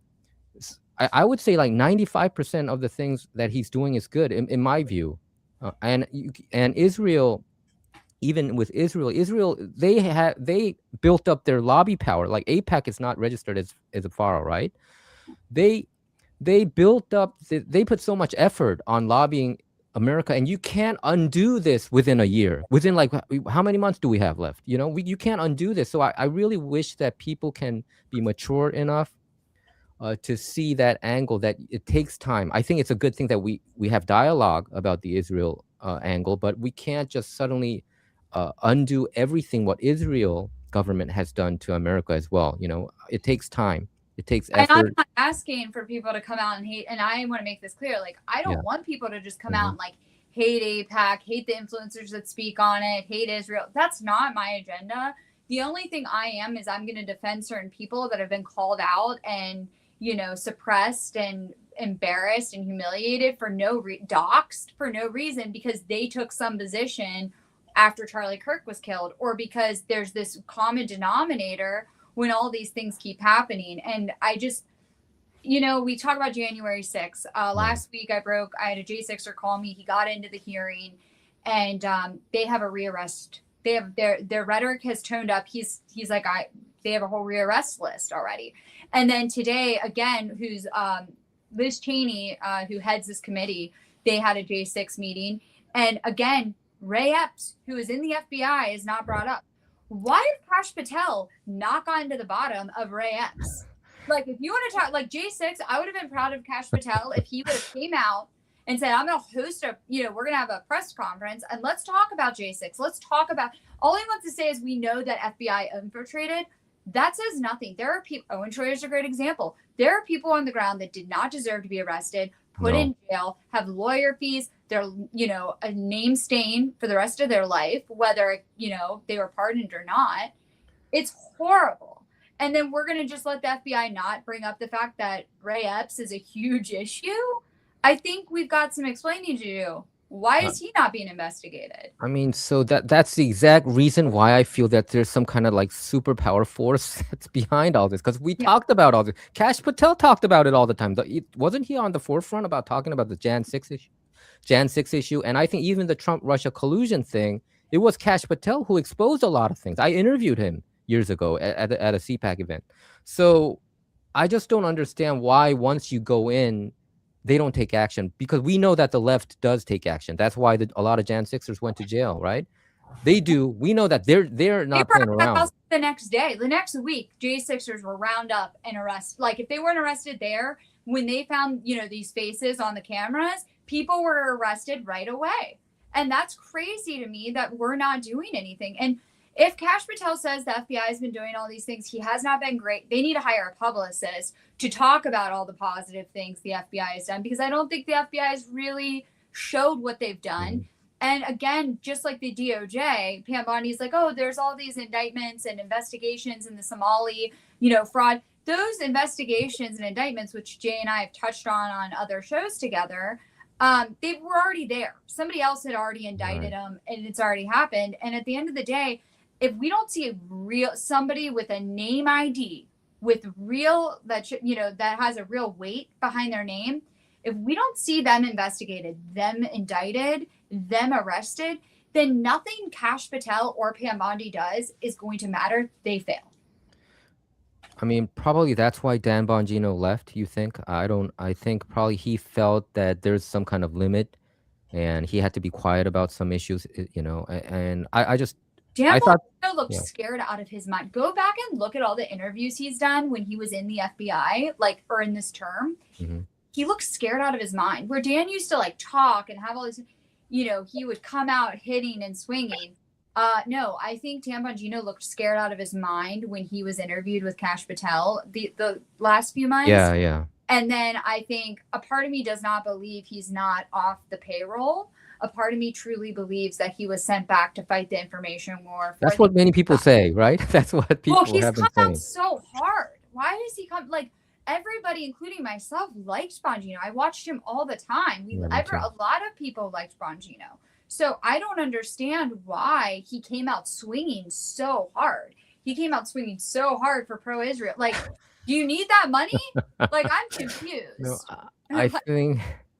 I think at this point, probably Dan Bongino really regrets going to the FBI in the first place. Probably he could have, kept his...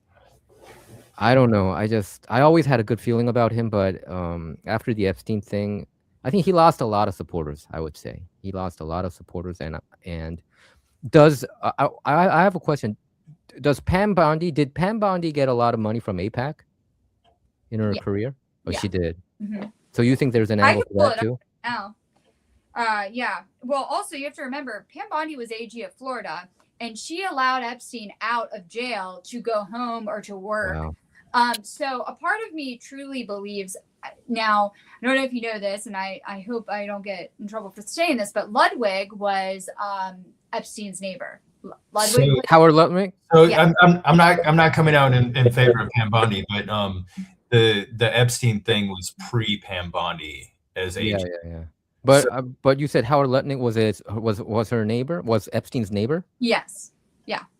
Because when that happened, that was 2008, I believe, when they were allowing him to go home. No, she let Pam Bondi Epstein. There's a whole file I read on it. I'll pull it up. I could be mistaken. So I'm pretty sure it was in 2008. Okay. Which was pre-Pam Bondi. Okay, so but bottom line is there's a lot of names that are close to the president that are all revolve around this.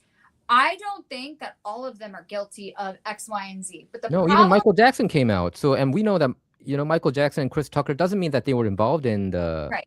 I probably Michael Jackson was a bad example for me to say, but just because you have photos with him doesn't mean that you did all those heinous things at Epstein Island. I do think that we have to put it out there. But okay, hypothetically, if they do have something on President Trump, but President Trump is such a great leader, do you think we should stop talking about it? Well, I mean, I think it's important to talk critically about the things that are happening, the things that we're happy with, the things that we aren't happy with. I think that's what makes things better. Is if they don't know there's a problem, then you can't fix it, right? And so but the thing is, and Madeline's talked a lot about this, is him being insulated from what we're actually saying in a lot of ways. He's being insulated from what the MAGA base wants him to hear, and so he's not hearing the things that he needs to hear. Yeah, he's surrounded by donors. A lot of the Trump administration cabinet, the people working in the White House, they were put there by donors. It's very clear. There's a lot of people that will not tell him no. I don't agree with, I know Susie Wiles and I have a long history. I think she's amazing at political theater. She's for somebody in PR. If you want to study somebody who's had quite a career, she's a great person to study and how she's done things. But, she ran Netanyahu's campaign in 2020. And she's worked for lobbyists that I don't agree with. And, Todd Blanche, he worked for Obama, and now he's, works with Pam Bondi. I think a lot of things let's talk about that. You want to know why Obama's not being investigated? You want to know that Todd Blanche apparently is like the godfather for Adam Schiff's kids, or Adam Schiff is the godfather for one of Todd Blanche's kids. Wow. And we think that could have to do with why he's not being indicted. At the end of the day, why is Todd Blanche, who is that close to Obama? Because Trump hired him for one of his criminal investigations in New York, I believe. And that's how he got his way into the White House and into this cabinet. But again, there's a lot of people that I don't trust and that Trump is relying on. And at the end of the day, I think we're going to really regret leaving Bondi in this seat. And now it's not just the American people calling for it. It's the oversight committee saying it. You've got different House members saying it. You've got senators saying it. The evidence is black and white. Trump himself has said he wants Pam Bondi. He's posted on Truth Social many times. Why is Schiff not indicted? Why are these people not, indicted? And it's crazy. I don't understand why he hasn't fired her, especially knowing Bill Barr was such a detriment to his last term. Right. And 2 days ago, Wall Street Journal had a front page story about Pam Bondi, that Trump is very unsatisfied with Pam Bondi, and that he might let her go. And so I would think that he would fire her. So, but you're saying that Trey Gowdy. Do you think Trey Gowdy is not a good replacement? You think he's not? Why? I'm a Fox News. I've been a Fox News contributor. I've been a contributor to mainstream media, and I can tell you we're owned. And Trey having such a background, he's so nice, great guy. But I also think him having connections to the mainstream media, and if he would ever want to go back to it, he's not going to go down certain routes either that people are going to want. Everybody can say they're going to do a certain job until the cameras are on them. And until it's, would be out there. He would never be able to return to Fox if he went forward and indicted or opened up the Epstein files. He would never be allowed to return to Fox. That's a problem. Yeah, you're right. I think Pam Bondi, that's a thing she wants. I think her next job, she's been commenting on Fox News every day. She's there on Fox at least once a week. She's on Fox. So I think, if she wants a job on Fox, she hasn't pissed anyone off. Go get your job on Fox and let somebody who doesn't want to go be a part of that mainstream media, that kind of money, the corporate lobbyist, go be a part of that. But we need somebody who is not afraid to attack, because at the end of the day, the American people deserve answers. We deserve to see justice for everything we've been put through over the last, decade. So somebody who's not polluted, who's not influenced already. And Correct. I think a lot of people supported President Trump back in 2016 presidential cycle because he talked about, I'm not being controlled by the donors. And actually he put his own dough, like $63 million of his own money the first time around. And then people donated to him, the big donors, because they agreed with him, at least on paper. So I would think that even though he would get a lot of money from AIPAC or, Marian Adelson or whoever, that he would still follow his path, what he wants to do. But I think, yeah. Well, sorry. The thing is, too, is realistically, who can you get in that spot, right? The Senate is never going to confirm the person that we need in that position. So that's why we're stuck with Pam Bondi, right? They're gonna get their person, right? Mike Johnson is another great example, right? We didn't like there was like way better candidates to be in as Speaker of the House, but we're never gonna get the one that we want. And the thing is like that's why I think President Trump is going to have to do it by a recess appointment. Like if you put somebody who's going to go in there and shake things up, you're going to have to do it for a recess appointment because the Senate is never going to confirm that person. You're right. So it should be somebody that probably we might not even know, right? Not somebody famous, right? The next AG. I do think Pam Bondi's, gonna go.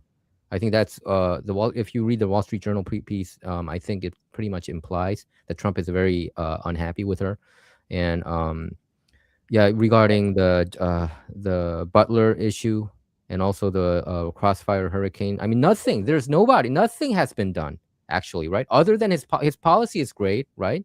The policy is A+, but we want retribution. Because so many conservatives suffered, including me and you, Madeline, and also Jay, Justin. We all suffered. So there needs to be some kind of repercussion time. I mean, we want some revenge. Okay, let's be honest. We don't want some revenge. Really. I thought Trump was all about revenge. The bottom line too is this: there's one thing that really brings both the left and the right together. AIPAC is the #1 PAC. If you go look, they donate to the left and the right. You will never find a PAC that does both. 80%, right? Of the politicians. Correct. And so what I'm going to say is that Bondi is a part of that whole thing as well.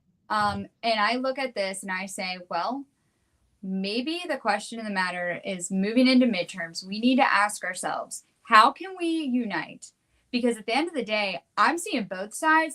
We're looking more like a uniparty, because if Trump and Kash Patel and all of this administration, if this is what transparency looks like, then there is a uniparty. I already know Chuck Schumer and Mike Johnson are like this.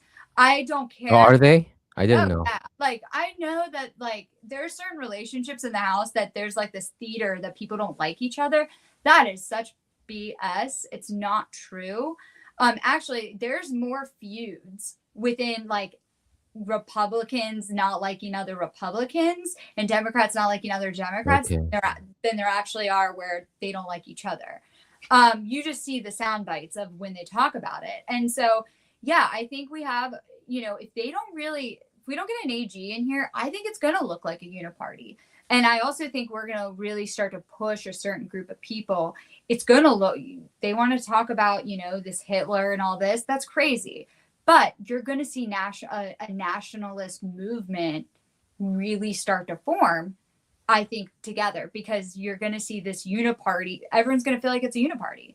If we can't beat it, if we have the House, the Senate, and the White House, and we cannot get anything done, can't get any indictments done, and at the end of the day, everybody circles back to the same group of people, then we're going to start looking at everything like a uniparty, and you're going to have the American voters just get exhausted. And while they're fighting each other, they're also going to start to really raise questions about what we're doing. And all the American people keep hearing too is we're going to spend money here and rebuild here. We're going to spend money overseas here.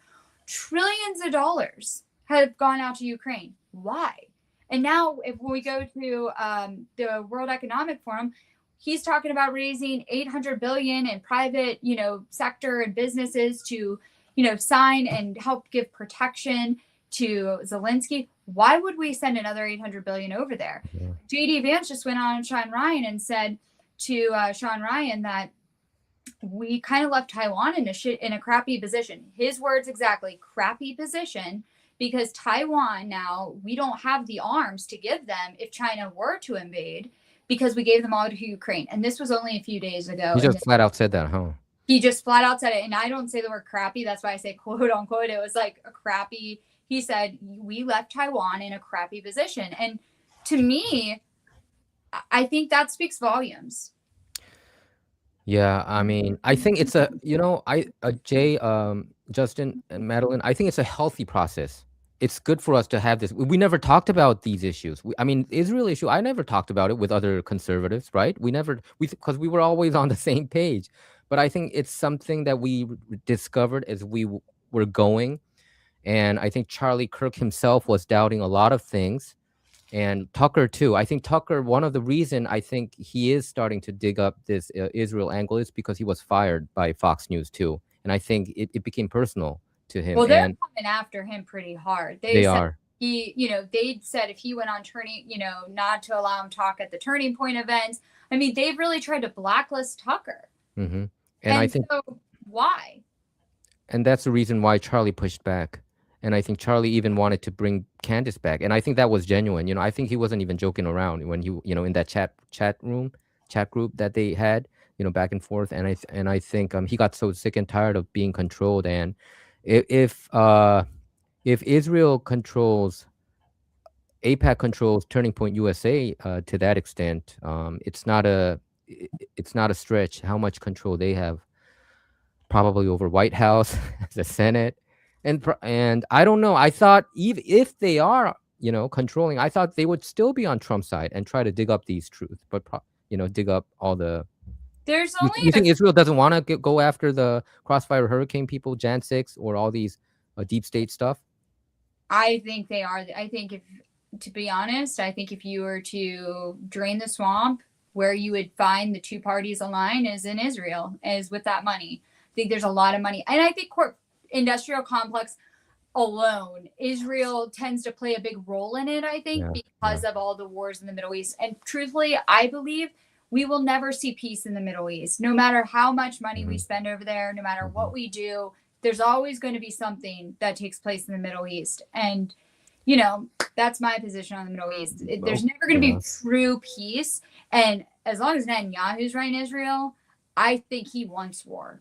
He wants to take over, and I do have issues. Like, Israel was not always a place. Palestine was a place. They don't like to acknowledge the Bible either. That's another issue. Yep. I understand. Adelson was not from Israel. If you look back on her birth records and you do her number, she's actually from Palestine. And a lot of them have like 2-3 names and stuff. Like Bibi Netanyahu, what I understand is that wasn't his real name, his born name as well. And I mean, I think it's a very important issue, but I worry that this kind of division isn't it still better for the Republican, at least, Republicans to win than the Democrats, at least? Yeah. So I think the bottom line, we have to think about the bottom line. Okay, I understand the Israel angle, and you have people having doubts about the Charlie Kirk assassination and also the Epstein, Jan 6, Crossfire Hurricane, all this stuff. But at least we need to have this discussion continuing while the Republicans have, and the lead is too slim. I think it should be wider. And I worry every day. I feel like the more talk we have about this, I feel like there are people who are more discouraged to. We are losing voters every day to join, because the more you talk about it, the more you doubt the system, right? Yeah, and like I said, I'm just like you said, the mega base never wanted to hate Israel. That was never in my mind. Did I ever never thought about it? No. And living in LA as long as I have, and having so many friends, like, I've been to Shabbat, like I've been to different like things over there. It's unfortunate, really. And I have Persian friends. I don't know what to say, but what I do think is it's important for voices like mine, yours, that are not, we don't hate either side of this, but we do raise questions, because I know it's not always great. We don't get great feedback when we do it. We lose people.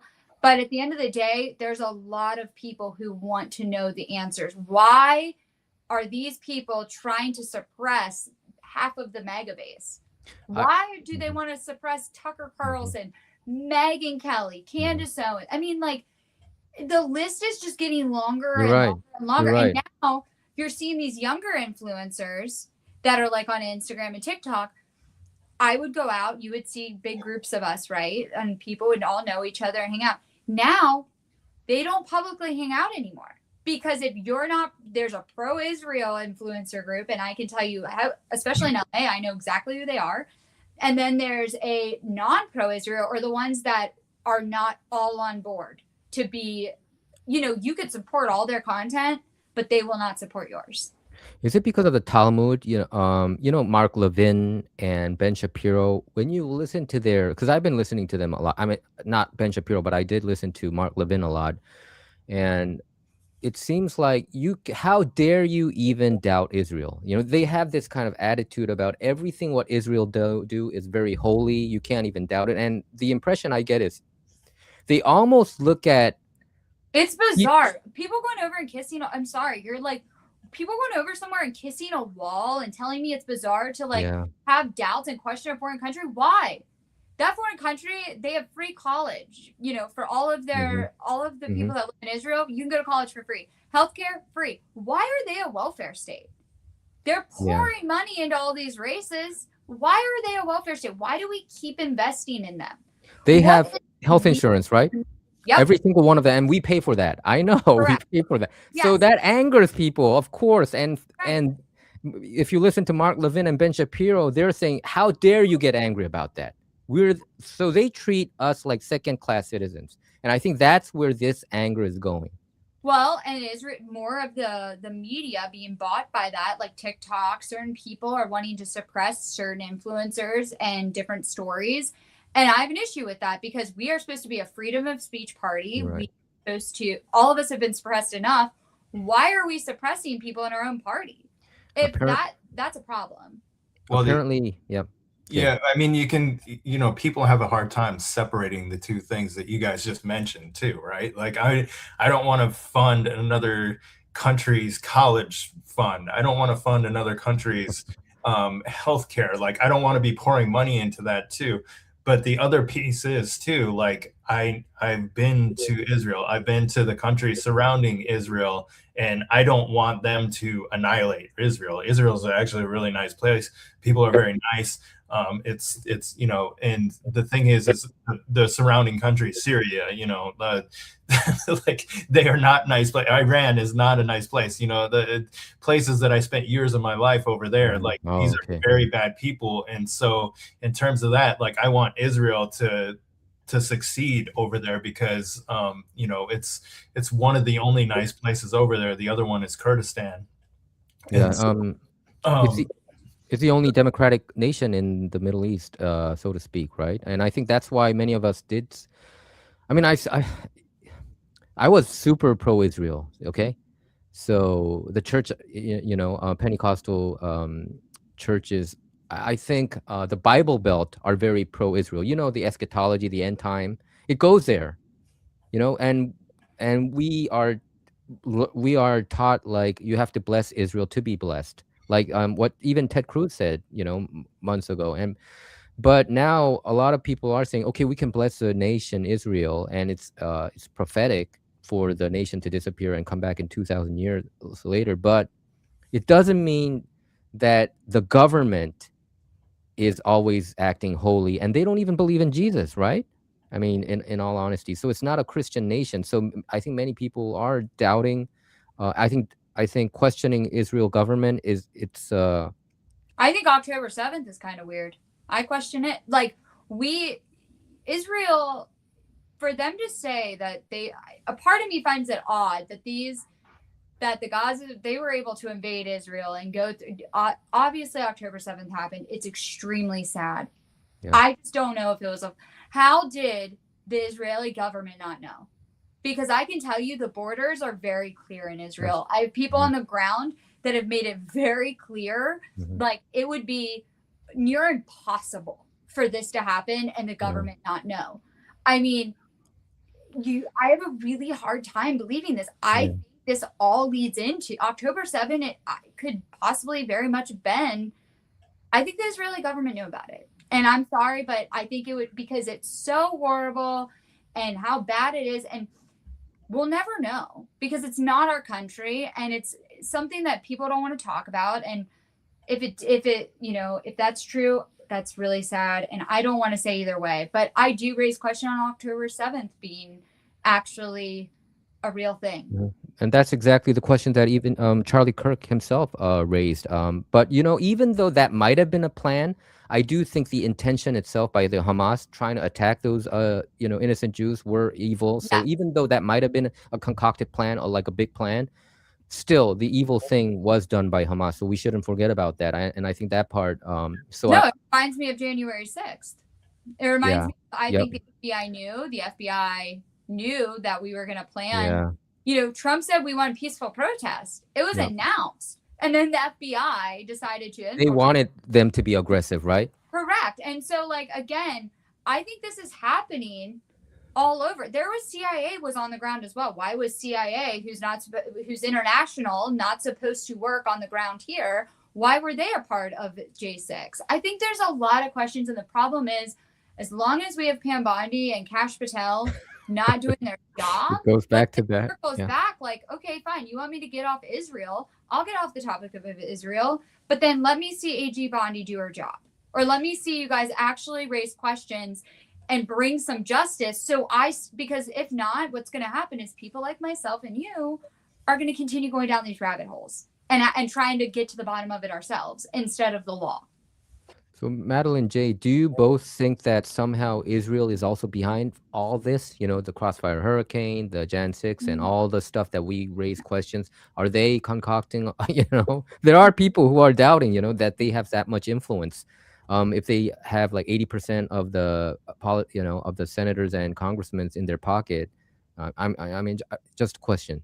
I don't think Israel was I can't say Israel was a part of J6. I think FBI was very much a part of J6. That's what I'm saying. I've now experienced bad FBI agents that are still at the FBI that are now trying to investigate my client who just brought black and white evidence against Schiff. I don't think it's all about Israel, but I just want to say that our party is divided because there's this common denominator behind big plays. And it's unfortunate.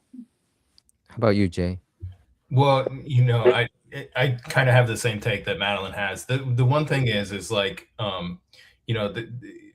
talked to Robert Malone on this stuff, and it's fifth gen warfare, right? We have a lot of different enemies in the world. You have terrorists, you have lobbyists, you have all these different interests, bad actors, whatever, politicians, even governors in America that are really destructive and want to help us to our demise. And the thing is they have this common enemy now. They have the Trump and the MAGA base that they're going to keep picking apart, and they're gonna force their agenda, and they all have this common enemy, and they're using they have this common enemy against us. And so that's why we're getting it from every different angle. And so if you put your eggs in one basket, I know a lot of people are on the Israel thing or whatever, but China is also part, Right. Yeah. We shouldn't forget about that. Right. So there's all these different things, the cartels are another piece of this. They have this common enemy, and they're going to use everything they can against us, and they're going to use whatever alliance that they hold against us. And so for me to just see it as one thing or another, it's I can't do that, because I know that it's coming from all these different angles. And so if you miss one or the other or whatever, you're really not you're not being aware of your surroundings. Some are far worse than others, right? There's different levels to this, right? I view all countries to some extent a bit of our enemy, right? They're always going to look out for their best interest in some way, right? But some are better friends than others. And the thing is when you feel it like that, it's a lot easier to digest for me. It's because you have to be wary of everybody. And so for me right now, if we do not get this Department of Justice thing under control, we do not get some justice. I'm not looking for retribution. I'm looking for equal justice for people that legitimately broke the law and went outside the bounds and committed treason. We need to hold people accountable in some way, shape, or form. Regardless of whether they actually see prison time, you need to at least punish them with the process and make them answer for the things that they've done, and make them scared for the things that they've done. If you don't do that, then we are screwed. So Justin, I'm completely with you on that. You know, like it's not just Israel, it's about the CCP angle. We have to think about other issues too. But I do think that some influencers, like especially Candace, every single episode there's an Israel angle, you know, almost. So I think she has the most influence, so to speak. So I worry about that it would dissipate Trump's MAGA movement. And another thing too is Madeline and I have talked about this on Angela's show. You know, people, like, I've talked to teenagers, like I have 2 teenagers, right? They, you know, if you talk to young kids or whatever, like who's the replacement for Charlie Kirk, a lot of them will say Nick Fuentes.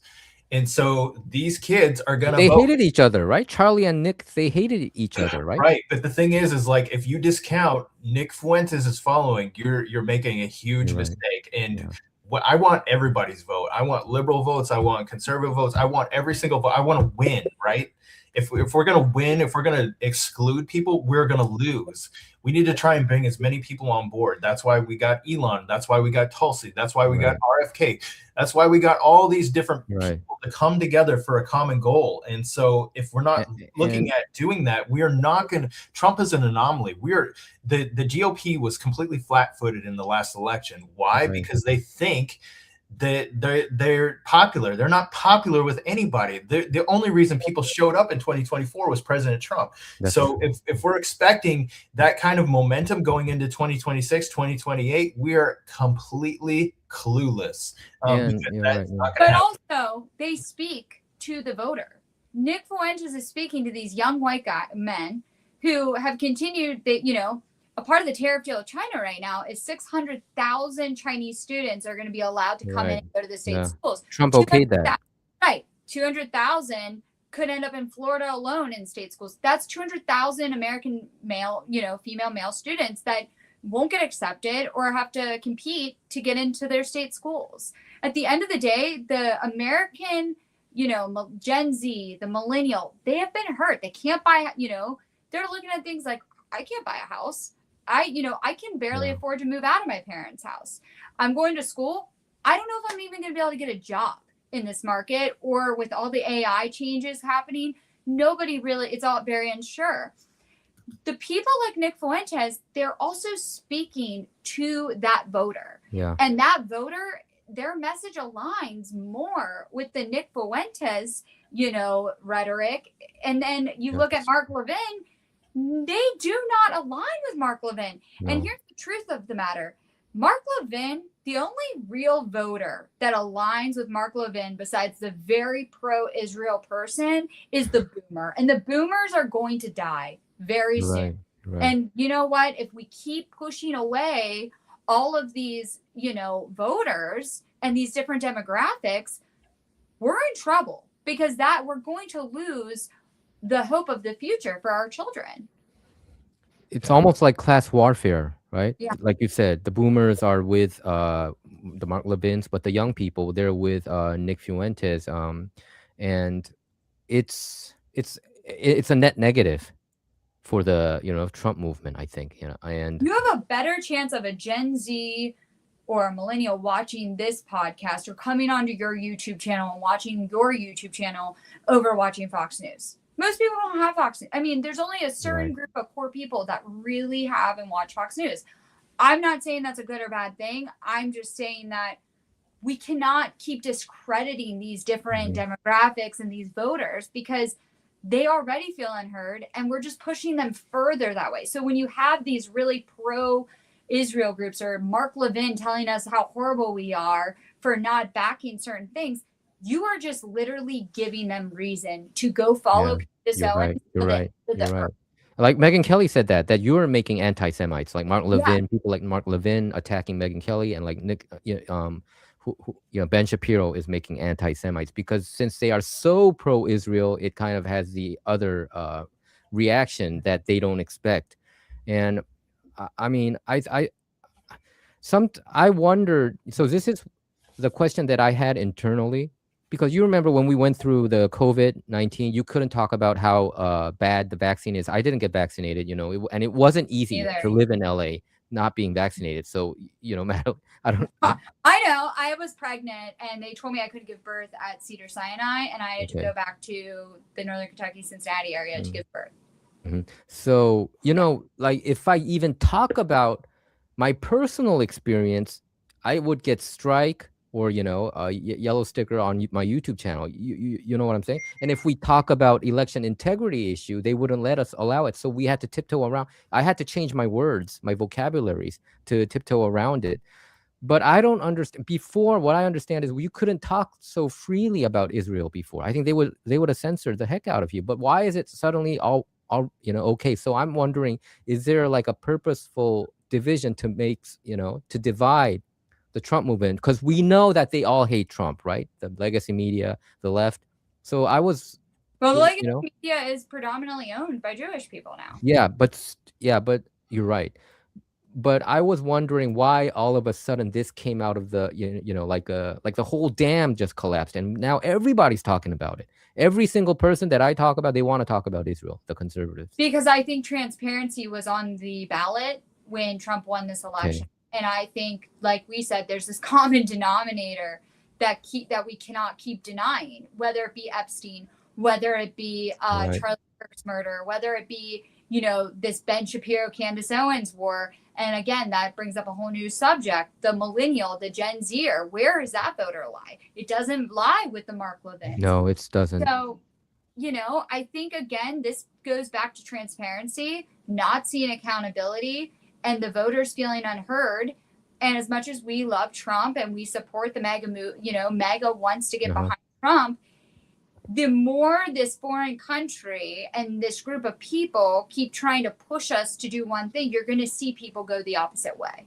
And I think that's the reason that it's been brought up. I think, honestly, I think the Charlie Kirk, I think Candace Owens has grown. Her podcast became #1. She's always been huge. But I think her exposing the Charlie Kirk and really going down that line. I mean, Tucker Carlson and Megyn Kelly, they have a huge career, and they really supported her on this. For them to come out and support her, I think it speaks volumes, and it should really make people question, like, these are 3 huge voices for conservatives, 2 who come from legacy media. Why would they take and, you know, why would they risk their reputation? You're right. If they really didn't believe what Candace was saying? Yeah. I think Candace Owens wasn't #1 until Charlie Kirk died. And then everybody wanted to hear her opinion. And Charlie Kirk was raising all these issues. And almost, it's almost like it was his dying wish that he didn't want Turning Point USA to be this pro-Israel entity, right? Nonprofit organization. She want, but isn't Erica Kirk kind of leading that to pro-Israel a lot of people are talking about her, and you know, she's a mother, she's a widow. The problem is, and I've said this before, Jay's probably heard me, you have to separate the mother and widow from a CEO and how she's moving. And in my opinion, like, I'm not saying she doesn't have nights where she cries herself to sleep. I'm sure she wishes this never happened. But at the end of the day, there's a lot that's come out on Erica Kirk. And I think the fact that Erica Kirk doesn't want to address any of it, and they keep wanting to, like, you know, hide it. As take PR advice here from me, the best thing you can do is own it. Because if you own it, nobody can use it against you. You're right. And Erica Kirk refuses to take accountability for certain things in her past, or want to talk about, like, her experience. You're a CEO. Let's see your resume. Let's hear why you're in these CIA videos. It's weird. At least she shouldn't have lied. She lied that before she met Charlie Kirk, that she didn't date for 5 years, that she didn't drink alcohol, but it was all there, you know, on the reality show. What was it? Summer House. They saw her drinking alcohol, and then she was dating people there. And she obviously dated Cabot Phillips, who was a friend of Charlie Kirk. So it's I don't know whether Charlie Kirk knew that Cabot Phillips had a relationship with Erica.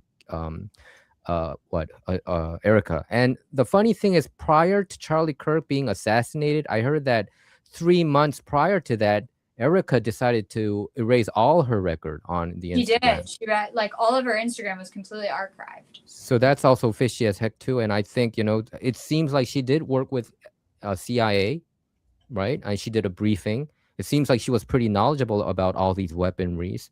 And I mean, probably because she learned it from her mom. And also, I don't know. I think so people are doubting that that people are questioning she might have an Israel angle there as well, you know, and you know, I mean, Charlie, to be honest, many people are asking question whether she was behind, right? That flat out. Charlie was to face a turning point, and this is the bottom line.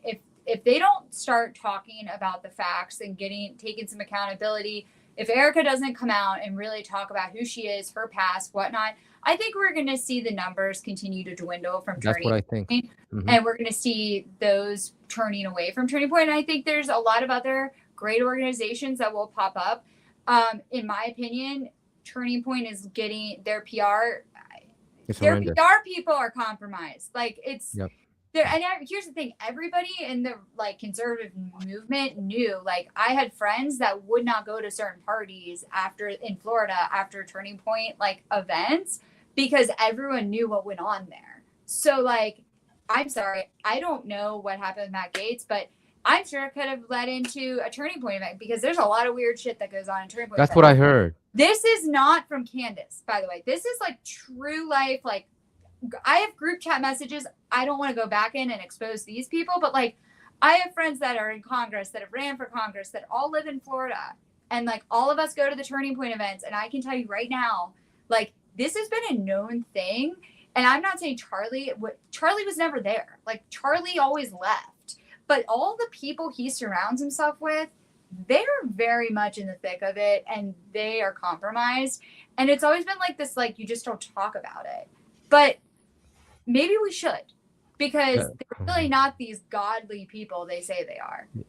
What I heard was there's a lot of like sex parties like happening afterwards and stuff like that, in all honesty. Young girls, and you know, there's a lot of young girls, unfortunately. And listen, it's everywhere. But yeah, I think that Erica can't keep denying the fact that people want answers.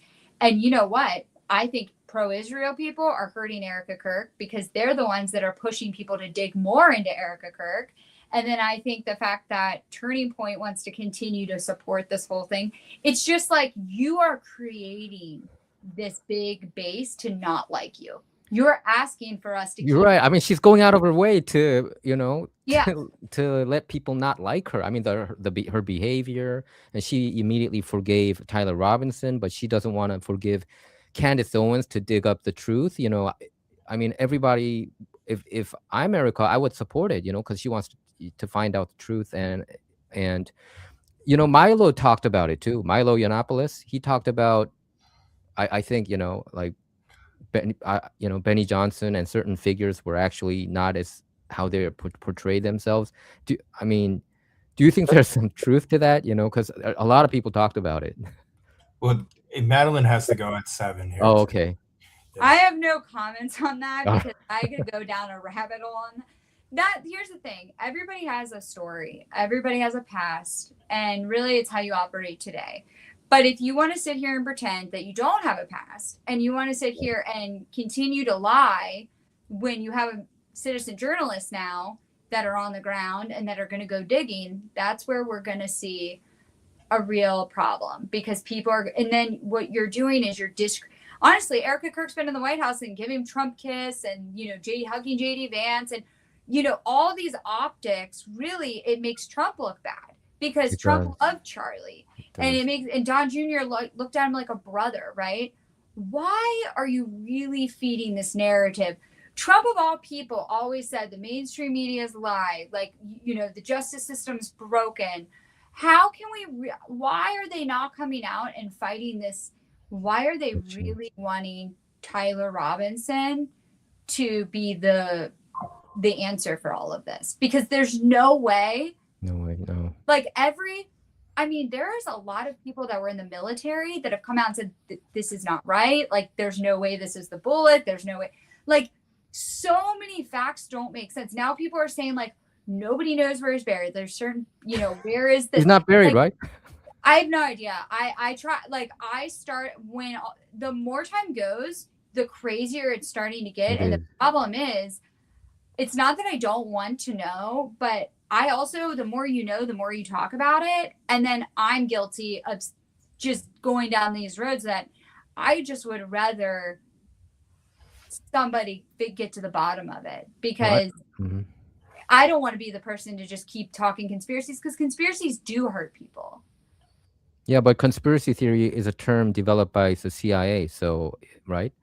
So I think, you know, I think if it's based on fact, it's conspiracy fact, right? Not conspiracy theory. Like, I mean, there are like legitimate nonsense conspiracy theories, but there are real based on fact conspiracies, and I think whatever the legacy media don't want to talk about somehow became a conspiracy theory. And Donald Trump Jr. himself even said that conspiracy theory is it will be turned out as fact 6 months later. So. Well, I think that we have a huge issue. We have, you know, we keep we can keep fighting with all these foreign countries. We're gonna radicalize a lot of groups of people, and if we don't come together as you know, under one nation and really find a way to get stronger as a nation, then we're gonna lose, because we are losing the information battle. And I do fear for our country. I fear for if Democrats come in and open borders, because I think Muslims are going to just come right through. I think we're going to have a lot of radical groups of people. And, you know, even if you're not letting terrorists in, you're letting all these people that have been hurt by different actions we take, you're letting their brothers and sisters and their cousins come in, and they're not as happy with us as you think they are. So, like, it just takes one thing for them to just then fall in line with the Democrats, fall in line with these really radical groups. And now, you know, we're talking about Iran having all these protests, but we have protests on the ground everywhere right now in America. So I just really hope our country can start tackling the corruption here on the ground, and that starts with DOJ. Yeah, DOJ is the biggest problem, I think. Yeah, I mean, I'm frustrated. I gave up almost. I even told my audience, you know, I kind of gave, because I had so much hope that it would be corrected. But at this point, I don't know. I thought anybody would be better than Pam Bondi, you know. Same. Michael, it's been a great pleasure meeting with you. I hope we can do this again. And have talks like this. I think they're important. And I think you have a lot of people that want to know more. We would love to get your take on everything. So, Jay, thank you for having me. I'm sorry I do have to go, but I hope this again. Thank you very much, Madeline. Follow the Madeline Eliz on X, and I appreciate you coming in here tonight, man. Thank you. Bye-bye. All right. Well, Michael, we've been going at this for 2 hours now. We got 18,000. Wow. Are we on the trending? Is it usually like this, Jay? Usually this is higher than normal.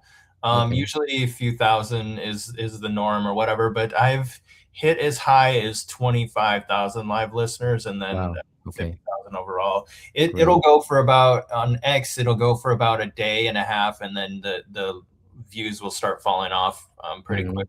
Great. Whereas YouTube is more steady, you'll just keep getting more and more and more, whereas X, it kind of falls off. But the caveat to that is the clips do really well, and so so I clipped some of from the shows. Great. And it goes to show that many people are interested in the topics that we're talking about. Yeah, for sure. Yeah, I mean, it's, you know, we're watching it unfold in real time. So, and you know, we're in uncharted waters. You know, this is like, it's very abnormal what's going on, what happened in the past 5 years, and you know, there's really no accurate way to predict how this is going to happen, and so, you know, I'm concerned for our kids. I'm concerned for you and I, and you know, the rest of the world too, because what happens in the United States doesn't just impact the United States; it impacts the rest of the world, and so it definitely does. And I worry about it too. You know, I've been depressed a lot too because of especially during the Biden administration. It was, you know, I thought that we had no hope. Especially last year, I did expect Trump to win, but we didn't know the election integrity issue, how it's gonna fall, and but even for us to have all the House, the Senate, and the White House and the judiciary system, but it feels like we're still underdogs. Yeah, well, we definitely are. Yeah, it's for us to claim the House, I don't think is realistic. We barely. I think we're going to lose, right? Yeah, you think we're going to lose? Right? I think if the DOJ pulls it together, it'll motivate a lot of people. I think that is our best option to motivate the base, is if they get some of these big players and purple walk them and indict them and stuff like that. I think that is what's going to take to motivate people. So I'm friends with. Did you say Robert Malone, the Dr. Robert Malone, by the way, the I had him in mRNA vaccine developer, right? Yep, correct. I've had him in my space before. Okay, great. Yeah. So I talked with Laura Loomer last year, and she doesn't expect us to win because she thinks that the MAGA base is not as strong as we think it is, and the left is relentless. And she raised the issue that she doesn't think even many of the senators and the Congress members are really full on Trump, pro-Trump. They're just playing their act, and they want this Trump phase to go, pass away as soon as possible. Yeah, for sure. I would agree with that 100%. And that's why what I said is so critical. Like we're coming from behind. We're we've already wasted an entire year, and they got some stuff done. They got some great stuff done. Like inflation rate is down to 2.6% or whatever, and it was at its highest or whatever, it was 9.1%, but really around 17% under Biden. So huge win right there. The Department of War, right? They're doing great things. Like Pete Hicks is refocused the entire. I love him. Military. Yeah, he's doing awesome. Is doing an awesome job. When everybody looked down on him, including like people like Bill O'Reilly, especially the Fox News people tend to look down on him. Probably, they were there. He was a weekend anchorman, but prior to that, he had experience on war zones. So yeah. Well, the thing is like generally the people that fill that position were prior generals or something like that, and so when you get to those levels, you're kind of a politician. Whereas he came from he's closer to the tactical level, right? He's at the ground level. He knows what the units are facing. He knows the issues that they're concerned about, and so he has a lot better perspective than say somebody who hasn't been a company commander for 30 years. Like he's gonna know a lot more of what the troops are feeling and thinking. So that was a huge win for us. I love Marco Rubio, and I do love Pete Hexes. I know some people might not like Marco as much because of the Israel angle, but I think they're doing a marvelous job. They did a marvelous job in Venezuela, and I think Trump is doing such a great job. I think we are spoiled. There's a side that we're spoiled, that Trump is a once in a lifetime. I consider Trump to be the greatest president of the United States. Yeah, along the line with George Washington, Abraham Lincoln. But I even tell my audience, even though George Washington and Abraham Lincoln, they would come back they would live in this time of age, I don't think they could have been as great as Trump. Nobody could have beaten the system like Trump did. So I think we shouldn't lose that focus. And even though there might be some angles that people are not satisfactory about, especially I think seems like Israel is a topic of the day, I think people should see the big picture. It's not just that. There's CCP angle, the border, the cartel, the fentanyl issues, and all this, and the tariffs, the trade deals. He's doing a marvelous job, and I think people shouldn't lose focus on that. And I think that's where I have issues with Nick Fuentes and Candace Owens, because these two really became anti-Trump, I think. Right. Yeah, and I'm not. I love President Trump. I think he's doing a great job on things that nobody else could do. Nobody else could fix, the border like he did. Nobody else could, turn around the Department of Defense and the Department of War. Like nobody else had the balls to do stuff like that. And so for him, I'm really concerned for him too, because again, with the DOJ stuff, they're going to come back for President Trump harder. I worry about that. Yes. Yeah, and I'm concerned. He has to self-pardon himself. I do think that he has to self-pardon himself, regardless of who goes to, whether J.D. Vance is going to win. I think he should. I think he should too, and because they will throw him in prison for nothing. Oh man! So this is what President Trump actually said. He said that his kid. I mean, the deep state to go after his kids. What really bothered him the most. So President Trump. They tried to put him in jail for life. So that's why he came roaring back. And I think President Trump knows it because he experienced all this. He almost died last year, right? 2 years ago. So I do think that Trump probably knows about this. And it is it goes back to Department of Justice. I think Department of Justice is the most important department. It's actually more important than the War Department and Secretary of State. And I think Trump screwed that in the first term, and I think he did screw up with Pam Bondi. You know, it seems like. So I think I really wish that he finds somebody like himself. Yeah, I agree, man. Yeah. Well, today has been a pleasure. Thank you. Appreciate you, bringing in a big YouTube platform, onto our show here and kind of doing, cross platform show. I appreciate you taking the time to come hang with us. It was really intelligent conversation. I love Madeline too. She's very bright, and so just a fantastic show. And I appreciate you doing that. I appreciate everybody who tuned in today. We got just under 20,000 right now live. We're on the trending era, right? Trending. Yeah, we're at the top on X. So, you're right. It's number 2, right? Right underneath Alex Jones. Yeah. So, yeah. So, we're just, I appreciate everybody supporting today. I appreciate you coming on here. It was an awesome conversation, and we should probably do it again. Yeah, let's do it. I mean, I love this. I love talking. I'm usually doing it, a lot on my YouTube side, but I do want to.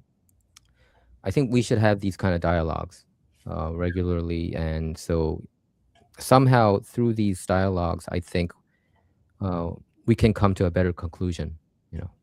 The public is really more informed than they ever have been before. You have a section of society that's completely tuned out. They have no clue what's going on. But in terms of like people that are on here that are seeking the truth and stuff, you have a public that's really better informed than we've ever been in history, I think. And, that's why we're, some of the things that we're seeing are so disturbing to us, because you wouldn't have known about them if you didn't have these social media platforms and you ain't able to have these conversations. You're right, because you would never hear about these kind of stuff on legacy media, and I think I don't watch it anymore. Even Fox News, I don't go there that often, right? Anymore. I would watch like Jesse Waters a little bit, but Sean Hannity, because we do have to give major props to Sean Hannity. He did expose the Crossfire Hurricane. Him and Sarah Carter and John Solomon. But there are still good people in legacy media. But at this point, I think they take marching orders every day, right? So there are certain topics that are just out of, that are out of line, but we can talk about it. So I think it's proven today too. That's why people watch your show, Jay. Awesome. Well, thank you so much for coming on here. If you're not already, follow Mike One Truth. Follow him on his, YouTube platform, huge YouTube platform, great channel.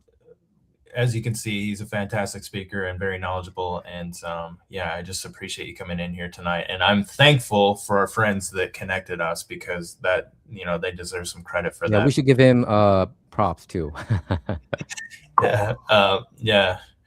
He's I appreciate him for linking us up too. And for, Make Great Again is his handle. Make Great Again, yeah. Yeah, on X. So I appreciate him. So, all right, Michael. Well, it's been a pleasure. I hope you have a good night. And like I said, we should do this again. Appreciate you coming in here. Thank you very much, Jay. And I had a great time. Yeah, awesome. My pleasure. All right, thanks, brother. All right, well, there you have it. Michael Wan, fantastic speaker. Follow him on X, follow him on YouTube. Help his X handle out, help him regrow that channel. Hopefully we see him here doing lives on X too. For those that tuned in tonight, I appreciate you. Thank you for the repost. Thank you for the comments. And everybody, you guys rock. I appreciate you all for joining in tonight. So without further ado, have a good night. I appreciate y'all.